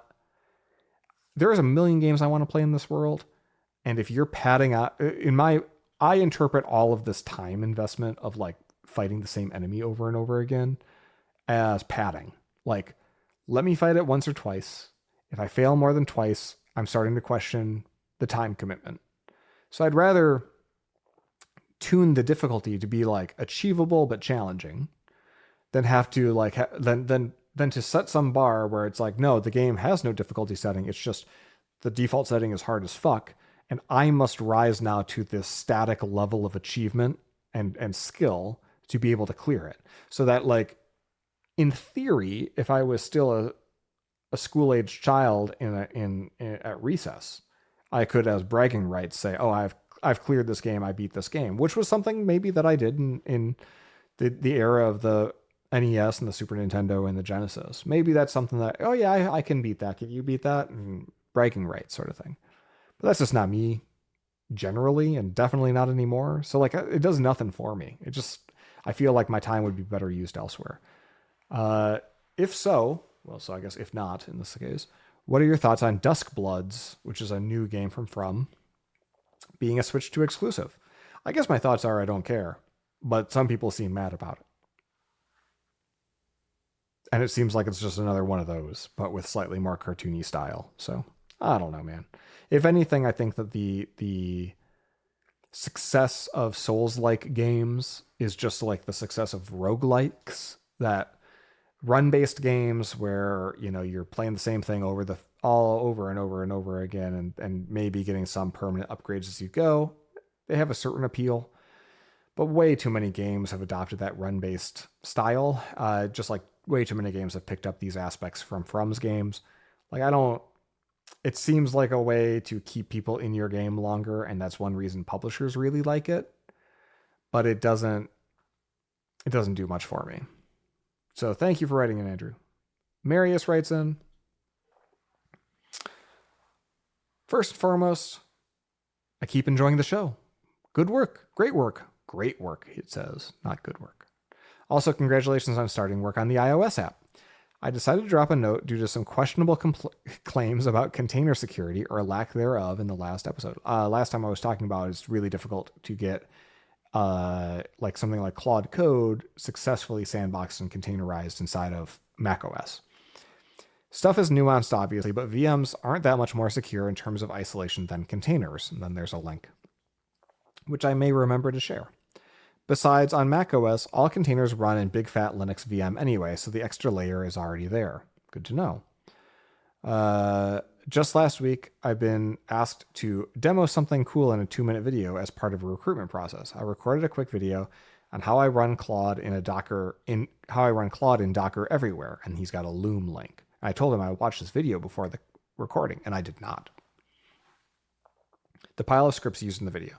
I replied saying, hey, I might just share this on the show. So I will make a note to share this. First, to watch the video, make sure there's no identifying information he wouldn't want me to share because he never replied. And then hopefully school us all in Docker and Claude usage, because that would be good to know. Matt writes, have been embarking on a similar journey to your Swift app, so just wanted to share. We've been building a native Salesforce app for our product.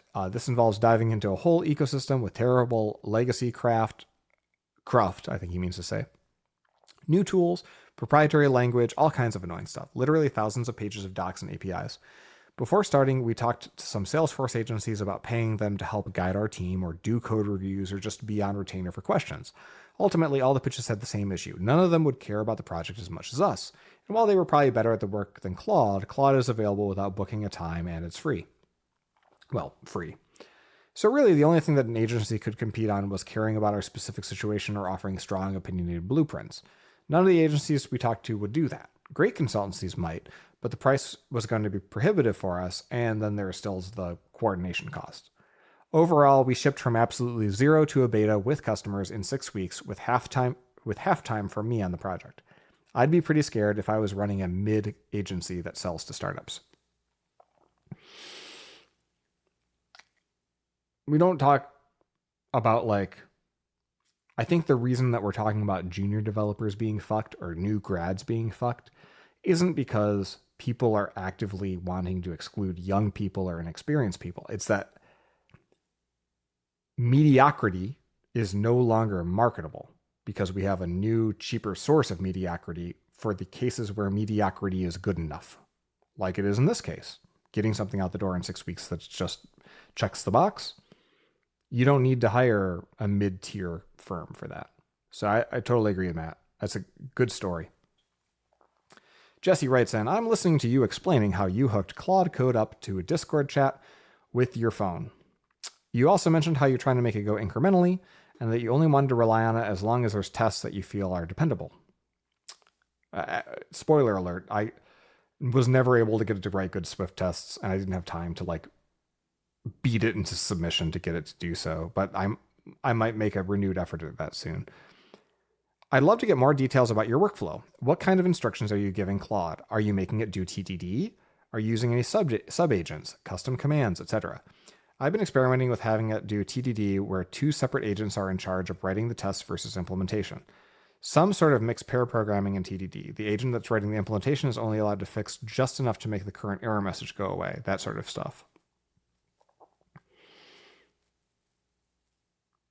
I know you already shared your view on how hooks and quality checks like blocking commits are more important now. Did I miss anything else? I can't remember if I called out all of my commands, but my commands right now, the custom commands that I use are primarily shortcuts to analyze for dead code, shortcuts to do a lot of the cross-cutting stuff, shortcuts to hey, run through all these security checks. Another shortcut to read this GitHub issue and load into context all of its comments, read all these pull request reviews, respond to the pull request feedback.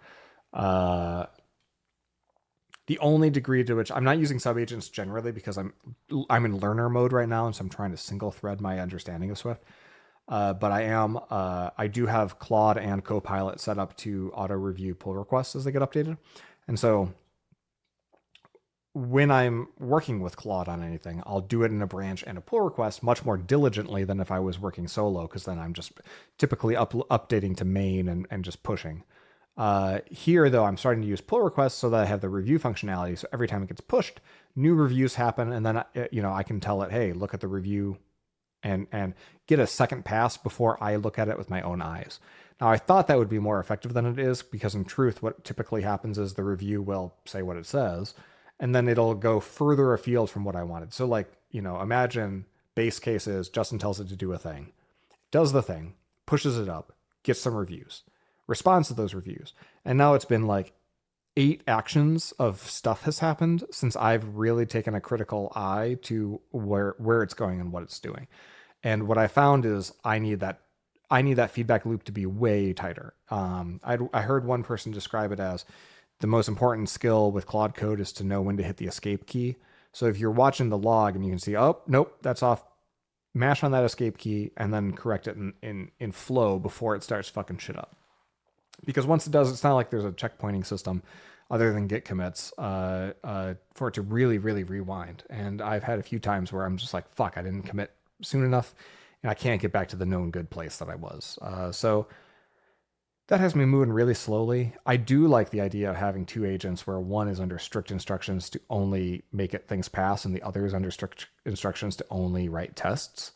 That's really fascinating. I hadn't thought about that before, but that's a much more straightforward way to restrict effectively a TDD workflow. You could actually enforce that in terms of literally, if you're not running in dangerous mode, you could enforce it by setting up one agent to only be able to edit files underneath a test path, right? Test directory and subfolders, and the other one to only be able to edit under source. I think I think there's something there. Just like there's something where it's the Claude that's on my computer and is writing the code, pushing up to the cloud, the one that's doing that code review has been primed to be in critical thinking and review mode, much to an extent that's difficult to replicate from that same Claude client when it knows it has direct access to edit the code. Different system prompts, different context.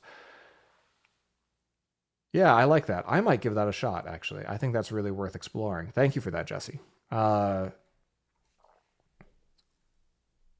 Tim writes in. Hi, Tim. Saw this banger of a comment on the ZERP era post. This is Scott Werner saying that technical debt is effectively having a zero interest rate phenomenon. Working on agent-produced code is like practicing medicine. Yes. So Brian Merrick, who Agile signatory, one of the few Agile signatories, Agile manifestos signers that I still have a full-throated support for, admiration, respect for. He's a smart guy. He's very often popped into my life with a comment that ended my world. Very unorthodox thinker and communicator, but has been, is brilliant in his own way. He wrote a really good post on Scott's post. And it's kind of about how, like, hey, is it such a good thing that we have a zero interest rate phenomenon on tech debt? Because tends not to lead to good things. Why are we celebrating that? I wrote a follow-up post to my blog about Brian's post, actually, like the same day that Tim sent me this. I'll link to Brian's post at least one more time. And then I think one more, and we'll call it. Matt sends a link to an x.com. This looks extremely like a Reddit screenshot. Reddit these days is just screenshots of, don't call it Twitter, and Twitter is just screenshots of Reddit now. So optimizing my sleep around Claude code usage limits. For the past 4 weeks, I've been managing my sleep schedule around maximizing the usage of my Claude Pro subscription. Every 5 hours, it resets. When I first began using Claude Code daily, this limit would often come at inconvenient times. I'd be in flow, vibing, hit my limit. And basically, this person, hop, skip, and a jump through here, has adopted a polyphasic sleep schedule so that they wake up just as their thing resets so that they can give Claude more instructions and they go back to bed. This is the sort of behavior I was starting to detect, where I'd like give Claude instruction, my watch would buzz, an hour and a half later I'd be like, hey Becky, I'll be right back, and like switch context, read just enough, and then set it on its way. And it's just no way to live. Like it's too disruptive. The context switching bleeds into the rest of your life in a way, and then like you're not deeply giving it the time to really, really introspect the results, such that things do start to careen out of your control. There are going to be ways that we change how we work, and the workday 9 to 5 is going to look different, no doubt. It's going to be less interactive in the same sense, but that ain't it. I'm very sure that's not the right solution for the vast majority of people, the vast majority of the time. Also, if you're going to like literally change how you eat, sleep, and like what time, like you can't afford the fucking max plan, buddy. You'll pay $20 a month to totally change your goddamn daily routine. But $200 a month to like just be able to do your work and then be done with your work? Come on, man. All right, let's call it. It's been a nice time. You know, I guess I have a cold open for this show where I just start talking. And I got an email or a text from a listener, Jason. Hi, Jason, who said that he really appreciated that I also had a cold close for the show, which I'd never thought about before. But after a certain point, you know, the show kind of just ends and I stop talking.